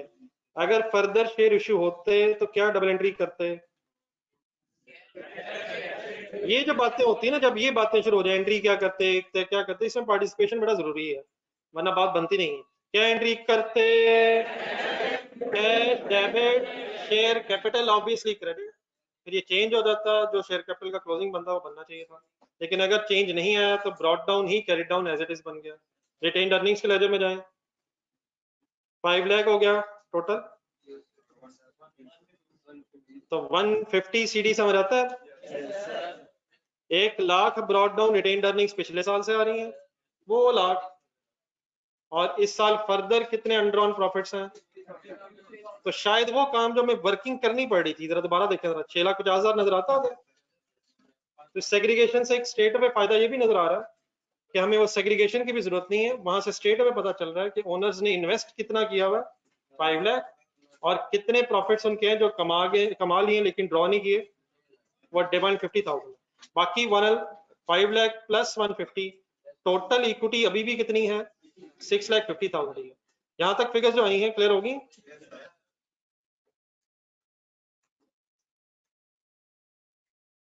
ये आप जरा जहन में स्टेटमेंट ऑफ फाइनेंशियल पोजीशन अगर बनाने की कोशिश करें, अगर सेकंड ईयर के एंड में स्टेटमेंट ऑफ फाइनेंशियल पोजीशन बन रही हो तो अब इस शेयर कैपिटल के बेटा सामने कितना नजर आएगा? 5 लाख 5 लाख। और अब रिटेन अर्निंग से सामने कितना नजर आएगा? 50 आएगा यार। 50 नहीं आएगा, वो सिर्फ फॉर द ईयर है। क्या कुछ पिछला बैलेंस भी अभी अनड्रॉन है? तो वो जो फिगर्स आपके पास आई है जरा देखें, जो अभी अपने स्टेटमेंट ऑफ फाइनेंशियल पोजीशन बनाई थी। 5 लाख की जगह तो 5 लाख ही क्यों होगा? सेकंड ईयर के एंड पे भी अनचेंज फिगर है, लेकिन 1 लाख की जगह 150। तो वंस अगेन सीडी बैलेंसेस आएंगे स्टेटमेंट ऑफ फाइनेंशियल पोजीशन में, और जो भी इनकी वर्किंग है वो फिर लेजर फॉर्म में हम अलग अपनी वर्किंग्स वगैरह में कहीं किया। डन है प्लीज। 5 लाख शेयर कैपिटल होगा और 1,50,000 रिटेन्ड अर्निंग्स की फिगर होगी। प्लीज क्लियर है बेटा ऑनलाइन स्टूडेंट्स? देख लें, दोबारा लिखने की जरूरत तो नहीं, वैसे विजुलाइज कर लेंगे सर। जरा रिटेन्ड अर्निंग्स का ledger next year third year वैसे ही जरा ट्राई करें ध्यान में। जरा ब्रॉड डाउन कितना नजर आएगा? इसमें क्या ऐड होगा, क्या लेस होगा, क्या आ जाएगा?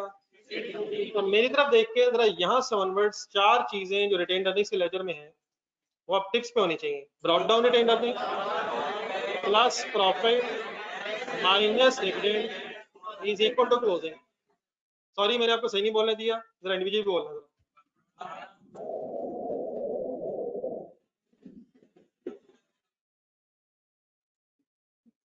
Brought down retained earnings plus profit for the year minus dividend is equal to closing। अब ये सिलसिला इंशाल्लाह इसी तरह से आगे चलता जाएगा। नेक्स्ट पेज निकाल लें, घड़ियां सारी देख लें, और अल्हम्दुलिल्लाह कह के अभी टाइम है हमारे पास, एक नया पेज निकाल।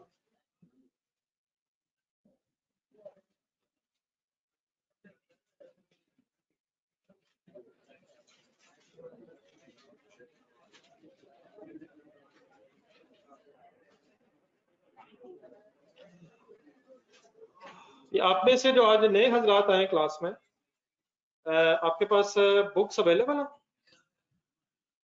नहीं आप नए तो नहीं है सर।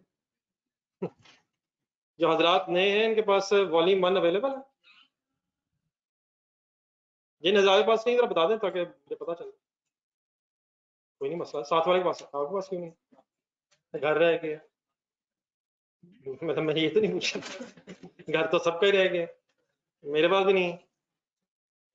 मीन से किसको मिला नहीं है। मेरे ख्याल थोड़े से लोग हैं, काइंडली साथ वालों के पास शेयर हो जाएगा फिलहाल, अगर जरूरत पड़ी आज। चले कोशिश करना जरूरत नहीं पड़े। रजिस्टर का नया पेज तो है ना, चेक करेंगे खाली सफा है। हेडिंग लिखा जरा प्रॉपर्टी प्लांट एंड इक्विपमेंट।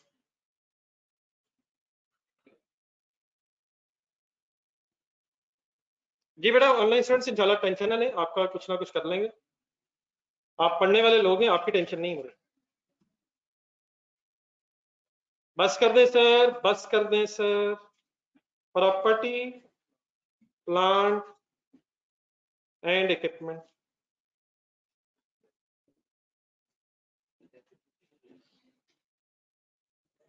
जी सर अच्छा हो गया आप लोगों ने वर्ड को बोल दिया है। क्या कभी हेडिंग ये पहले भी आपने जिंदगी में लिखी है? Property plant and equipment. जी इसकी एब्रीविएशन एक बनाई थी हमने, वो छोड़ दें, वो जरूरी नहीं इतनी, एग्जांपल्स बता दें।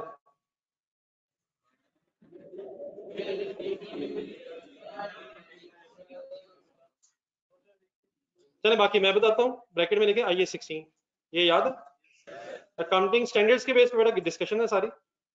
तो इंटरनेशनल अकाउंटिंग स्टैंडर्ड नंबर 16 ये था।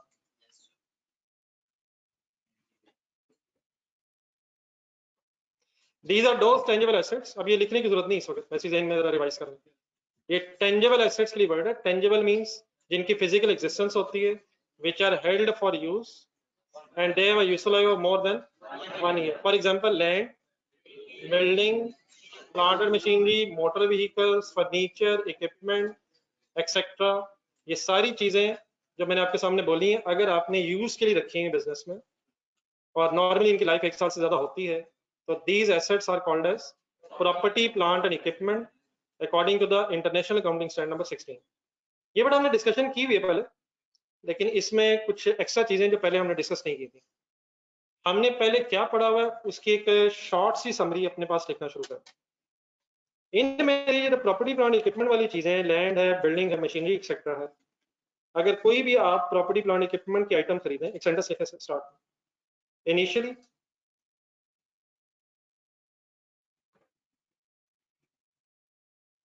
जब भी आप कोई एसेट खरीदें, an item of property plant equipment,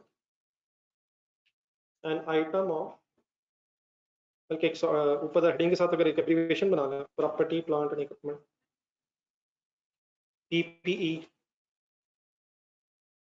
PPE stands for, definitely abbreviation बोलना जरूरी नहीं होता, लिखने में अगर कभी डिस्कशन करते हुए टाइम सेव करना पड़े तो property plant and equipment, an item of property plant and equipment, initially an item of property plant and equipment is measured at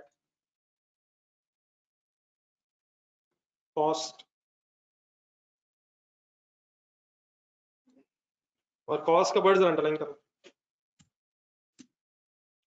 कभी भी अगर आपको मशीनरी खरीदें, बिल्डिंग खरीदें, मोटर व्हीकल खरीदें, फर्नीचर खरीदें, प्रॉपर्टी प्लांट इक्विपमेंट की कोई भी आइटम खरीदें, तो इनिशियली उसे जब भी आप रिकॉर्ड करेंगे, डेबिट करेंगे, एसेट खरीदेंगे, डेबिट करेंगे, तो आप किस अमाउंट से डेबिट करेंगे?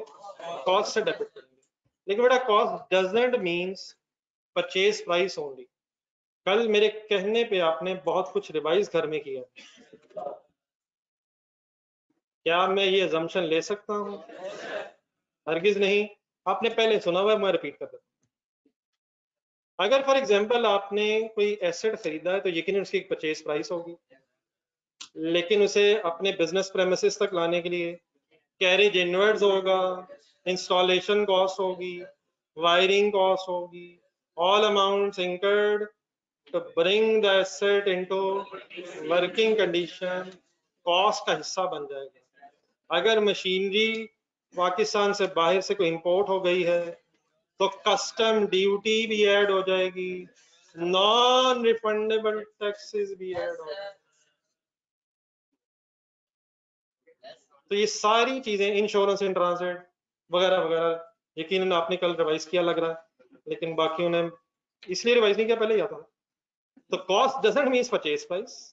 चंद एक बातें मैंने की हैं, जरा तरतीब से बोलना। परचेज प्राइस डेफिनेटली आएगी इसमें, लेकिन परचेज प्राइस प्लस अगर इंपोर्ट्स हो, इंपोर्ट्स को भी बीच में मिला लें जरा, import duties, non refundable taxes, installation charges, carriage inwards, insurance in transit, तो इन सब को मिला के जो टोटल अमाउंट आएगी that is called as cost. तो हम इनिशियली कोई भी item of property plant equipment है, इसने कॉस्ट पे ही मेजर होना है। नेक्स्ट हेडिंग लिखें, subsequent measurement.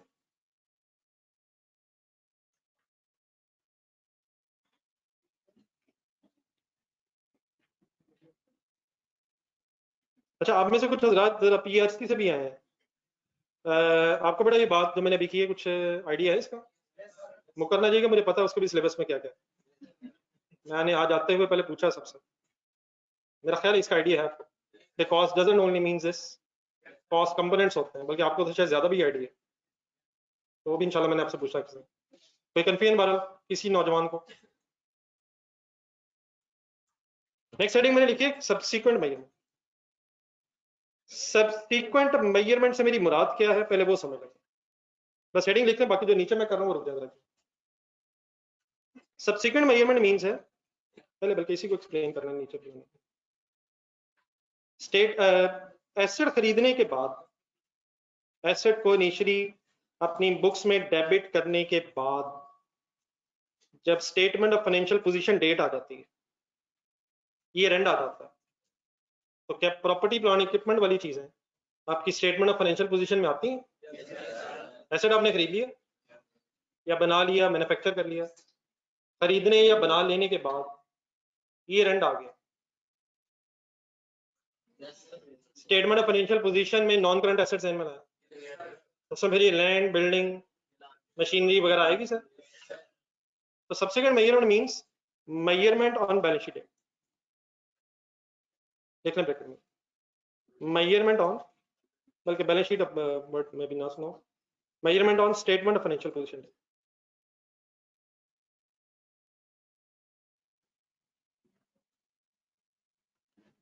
measurement on statement of financial position date.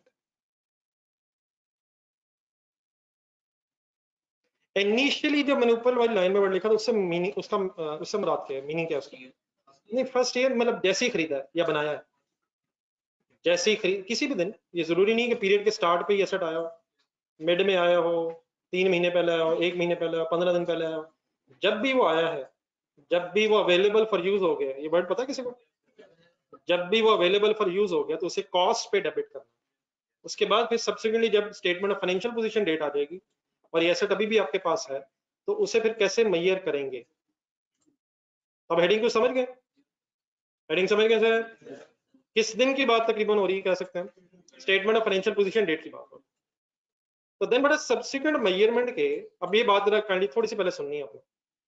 IAS 16 means ये जो स्टैंडर्ड हम पढ़ रहे हैं, इसमें there are 2 choices to measure subsequently the item of property plant and equipment. डरे बगैर पहला सुनो, वन इज कॉस्ट मॉडल। आप इस बहस को छोड़ दें, ये कॉस्ट मॉडल क्या चीज है मैं फर्दर बताता हूँ। आप स्टेटमेंट ऑफ फाइनेंशियल पोजीशन जहन में ला रहे, क्या स्टेटमेंट ऑफ फाइनेंशियल पोजीशन में एसेट कॉस्ट पे आता है या डब्ल्यूडीवी पे? WDV means book value, book value means carrying amount, carrying amount पे नजर आता है, कॉस्ट पे नजर आता है। कैरिंग अमाउंट आप कैसे कैलकुलेट करते हैं? Cost minus accumulated depreciation. तो ये जो हम करते थे कॉस्ट माइनस एक्यूमुलेटेड डेप्रिसिएशन, इसको कहते हैं कॉस्ट मॉडल। तो in other words subsequent measurement means WDV निकालने का एक मॉडल कौन सा है? Cost model. डब्ल्यूडीवी ने कहा आना होता है? स्टेटमेंट ऑफ फाइनेंशियल पोजीशन में। तो one way to calculate WDV is cost model, जो वही है जो हमने पहले पढ़ा। पहले ये नाम मैंने इसलिए नहीं लिया था क्योंकि उस वक्त हमें पता ही इस मॉडल का था। तो what is the first model to measure WDV on the statement of financial position? How to find out the carrying amount according to the cost model? Cost ले लें, वो कॉस्ट ले लें जो आपने इनिशियली रिकॉर्ड की है, वो सारा खर्चा जमा करके कॉस्ट ले लें, और उसमें से क्या करें बस लेस क्या क्या क्या क्या एक्यूमुलेटेड डेप्रिसिएशन। कॉस्ट में से क्या माइनस कर दें? Accumulated depreciation. एक्यूमुलेटेड डेप्रिसिएशन या सिर्फ डेप्रिसिएशन? पिछले जितनी सालों की एक्यूमुलेट हुई है statement of financial position date तक, उसको लेस करके जो फिगर आएगी, उस फिगर पे अगर आप स्टेटमेंट ऑफ फाइनेंशियल पोजीशन में अपना एसेट लिख रहे हैं तो इसे हम कहेंगे कि कैरिंग अमाउंट कैलकुलेट हुई है according to the cost model. यकीनन इसको डब्ल्यूडीवी भी कहते हैं और वर्ड भी है, बुक वैल्यू भी कहते हैं, लेकिन यहां से ऑनवर्ड्स हम कोशिश किया करेंगे कि सबसे अच्छा word according to the standard use किया करें, that is what? Carrying amount. तो what is the first way to calculate carrying amount as a result of cost model? Cost minus accumulated depreciation. बहरहाल वो डब्ल्यूडीवी बुक वैल्यू वर्ड्स गलत नहीं है, वो भी यूज होते हैं, लेकिन स्टैंडर्डाइज्ड वर्ड क्या है? ज्यादा बेहतर वर्ड कैरिंग अमाउंट है। कॉस्ट मॉडल में कैरिंग अमाउंट कैसे कैलकुलेट होती है? Cost minus accumulated depreciation. ये जो मैंने सेंटर में अब एक लाइन लगाई है, तो पेज के सेंटर में आप भी लाइन रखें, लेफ्ट साइड पे ये लिखें।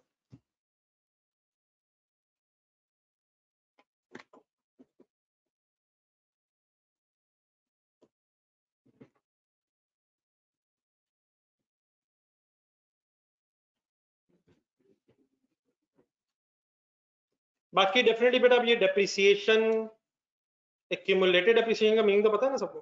क्या वो तो एसेट कितने से कम हो गया मींस पिछले सारे सालों की जो डेप्रिसिएशंस है उन्हें कंबाइन किया। Depreciation that has been charged कब से कब तक? डिस्पोजल ना बोलिएगा, डिस्पोजल नहीं हुई है, डेट ऑफ परचेज से लेके बैलेंस शीट डेट तक, statement of financial position total accumulated है। ये किसी एक साल की है, पिछले सारे सालों की है? ऑब्वियसली अगर एक साल गुजरा फिर एक साल की है, 6 महीने गुजरे 6 महीने की है, लेकिन अगर 5 साल गुजर गए, जितना भी अरसा गुजर गया उतने अरसे की टोटल एक्यूमुलेटेड डेप्रिसिएशन। डन है सर? तो one way to calculate carrying amount is cost model. बाकी एक्यूमुलेटेड डेप्रिसिएशन की थोड़ी सी और डेप्थ में अंदर जरा चले जाए, अंदर इन सेंस ये कैसे?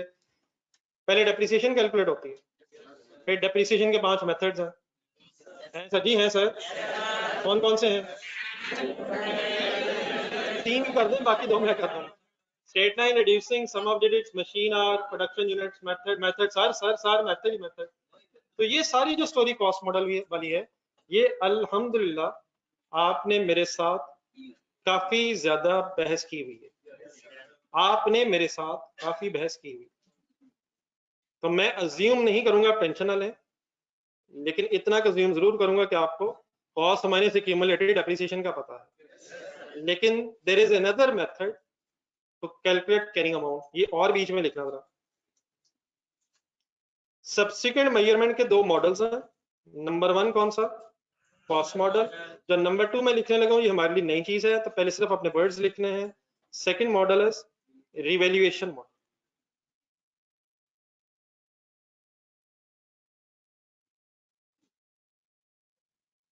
इनिशियली एसेट ने कॉस्ट पे ही आना है, सब्सीक्वेंटली कॉस्ट मॉडल भी यूज किया जा सकता है, और अगर बिजनेसेस चाहें, कंपनीज चाहें, तो कौन सा मॉडल भी यूज कर सकती हैं।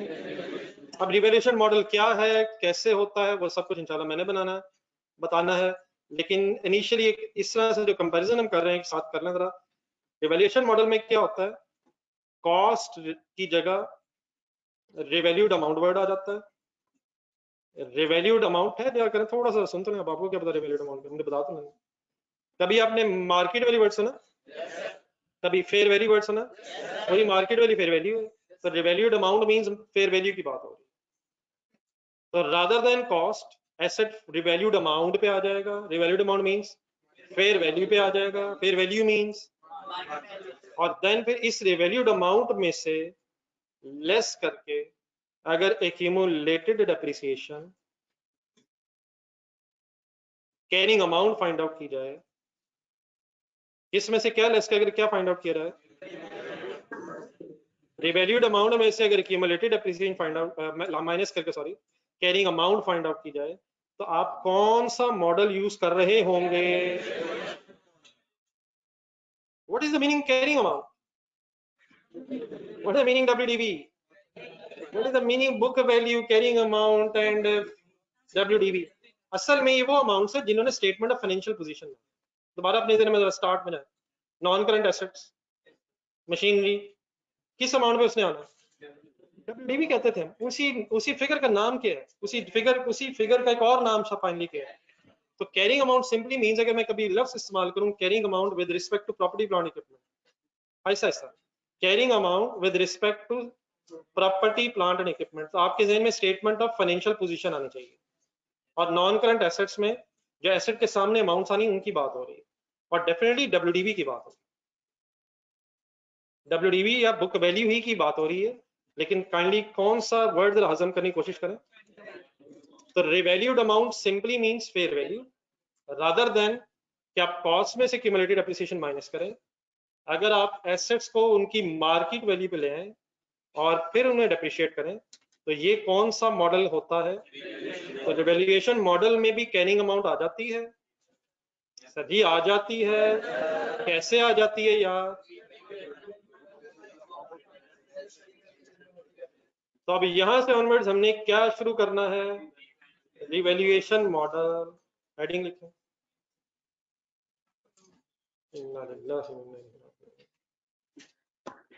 चलिए शुक्र, लगता है फ्रेश हो गए भाई, फ्रेश हो गए, आंखें अचानक खुली।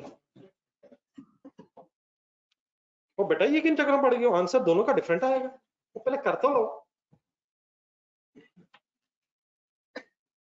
तो बेटा मैंने रिवैल्यूएशन का बताया कुछ नहीं है, रिवैल्यूएशन का दोबारा बता दें। रिवैल्यूएशन का मैंने अभी तक आपको क्या बताया?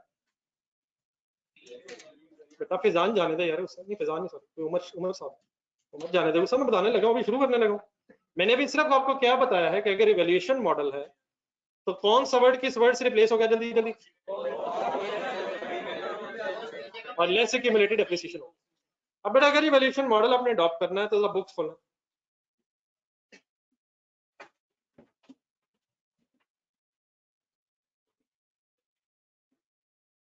बुक का जरा पेज नंबर 2 ढूंढना है।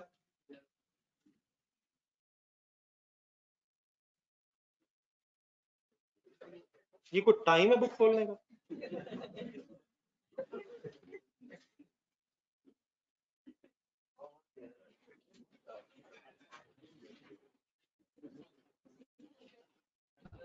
तकरीबन मेरा ख्याल है जरा पेज के सेंटर में, सेकंड पेज के मिड में आपको एक रिवैल्यूएशन मॉडल की हेडिंग दोबारा नजर आएगी।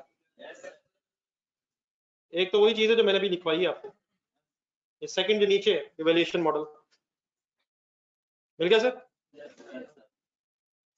ये बेटा आपके सामने बुक खुल गई, ऑनलाइन स्टूडेंट्स क्यों परेशान हो रहे हैं? आप जरा देखिए अपनी स्क्रीन, आपको तो बुक खोलने की भी जहमत नहीं करनी पड़ी। चंद दिन बेटा हम इंसान मिलजुल के गुजारा कर लेते हैं।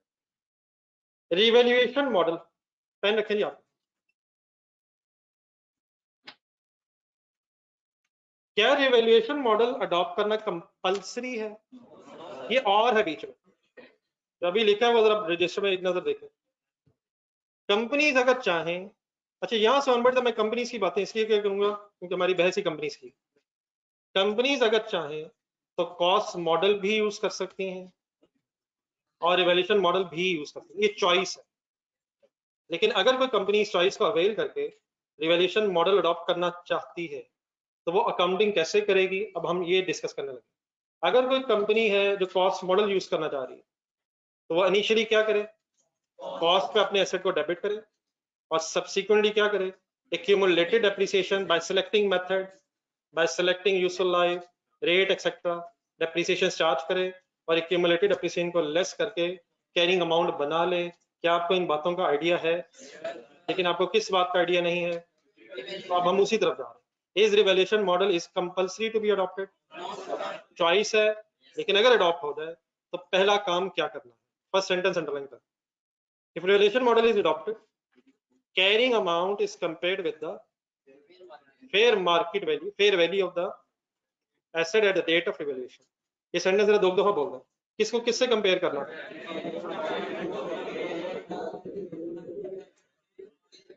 कैरिंग अमाउंट किसे कहते हैं? ठीक है WDV, ठीक है WDV, ठीक है ठीक है ठीक है ठीक है ठीक है ठीक है WDV ठीक है, कम से कम पुराना वर्ड ही सही सेट करना पहले। जी सर एक एग्जांपल देखा, for example let's assume revaluation date है 30th June 2010। What is the meaning revaluation date? Comparison. Revaluation date comparison करने की डेट है। किसको किससे कंपेयर करना है रिवैल्यूएशन डेट पे? कैरिंग अमाउंट और फेयर वैल्यू पे। तो सपोज रिवैल्यूएशन डेट है 30th June 10। आपके पास कोई मशीन थी, डाटा लिखा हुआ, आपके पास कोई मशीन थी, उसको जब खरीदा था तो 5 लाख की आई थी, 1,50,000 तक उसको डेप्रिशिएट आप कर चुके हैं। तो मेरे वर्ड्स हजम होते हैं सर? देयरफॉर 3,50,000 की ये मशीनरी रह गई थी। तो what is the meaning of 350? Carrying amount WDV। अब जब आप कंपैरिजन करने लगे हैं, रिवैल्यूएशन करने लगे हैं, तो फिर आपने अब इस कैरिंग अमाउंट को कंपेयर करना होता है रिवैल्यूएशन डेट की फेयर वैल्यू से। Fair value means market value से। क्या ये पॉसिबल है कि मार्केट वैल्यू कैरिंग अमाउंट से डिफरेंट हो जाए? yes, ज्यादा भी हो सकती है, कम भी हो सकती है। तो फोर्थ लाइन पढ़े। लेट्स अज्यूम जब आपने रिवैल्यूएशन की 30th June 2010 पे, डाटा आपको डिफरेंट एग्जामिनर बताएगा, आपने खुद नहीं सोचना। तो फेयर वैल्यू थी इस मशीन की 6 lakh rupees. What is the carrying amount? What is the carrying amount? What is the fair value? Calculator allowed है, डिफरेंस बताएं। 2,50,000 नहीं बेटा, फेयर वैल्यू वो तो बाद में आएगी, डेप्रिसिएशन उसी लम्हे चार्ज तो नहीं होगी, वो तो बाद में चार्ज होगी। What is the date of comparison? 30th June 10 की मार्केट वैल्यू, वो तो बाद में फिर डेप्रिसिएशन शुरू होगी ना करोगे। तो मार्केट वैल्यू है, कैरिंग अमाउंट कितनी है? आपकी बुक्स में ये मशीन कितने की है? 3,50,000। अब आपकी बुक्स में ये मशीन कितने की है, कितने की थी? जब कंपैरिजन हुआ तो कितने की रह गई थी? 350,000 की। मार्केट में कितने की है? अपनी मशीन समझें, कैसा लग रहा है? क्यों अच्छा लग रहा है? क्या आप गेन एक्सपेक्ट कर रहे हैं? क्या आप गेन एक्सपेक्ट कर रहे हैं? 6 लाख गेन है, डिफरेंस गेन, गेन एक्सपेक्ट कर रहे हैं, बेच दिया है, कोई नहीं बेचा है, जस्ट कंपैरिजन हो रहा है। Is it actual gain? Is it expected gain? इसको यहीं छोड़ दें, उसके नीचे लिखा हुआ जो छोड़ी जाए, ना करें ऐसे, थोड़ा सा टाइम अभी रहता है।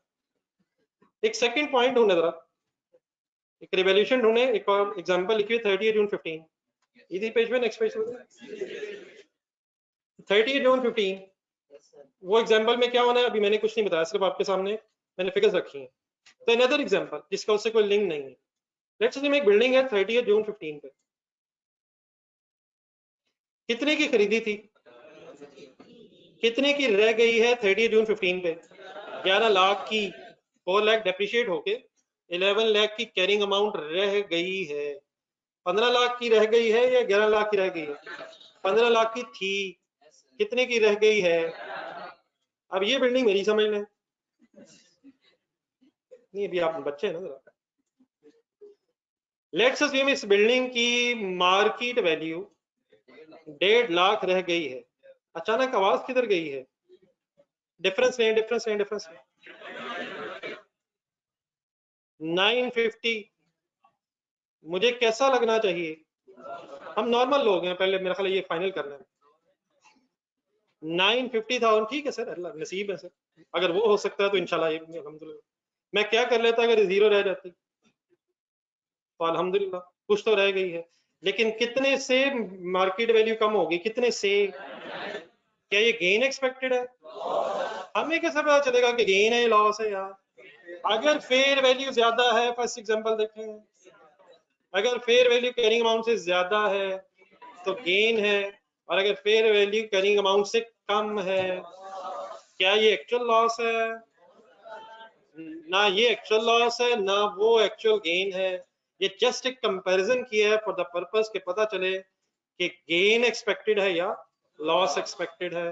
लेकिन अगर लॉस एक्सपेक्टेड भी हो तो क्या इमीडिएटली रिकॉर्ड हो जाता है? किस कॉन्सेप्ट की बहस बीच में आ गई था?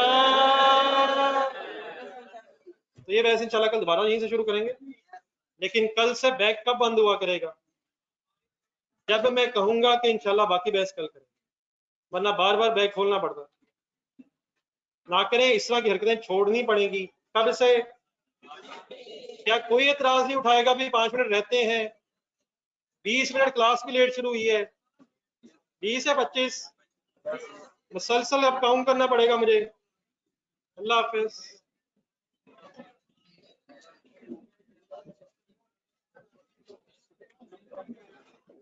ये बेटा ऑनलाइन स्टूडेंट्स की कोई कंफ्यूजन तो नहीं आएगी?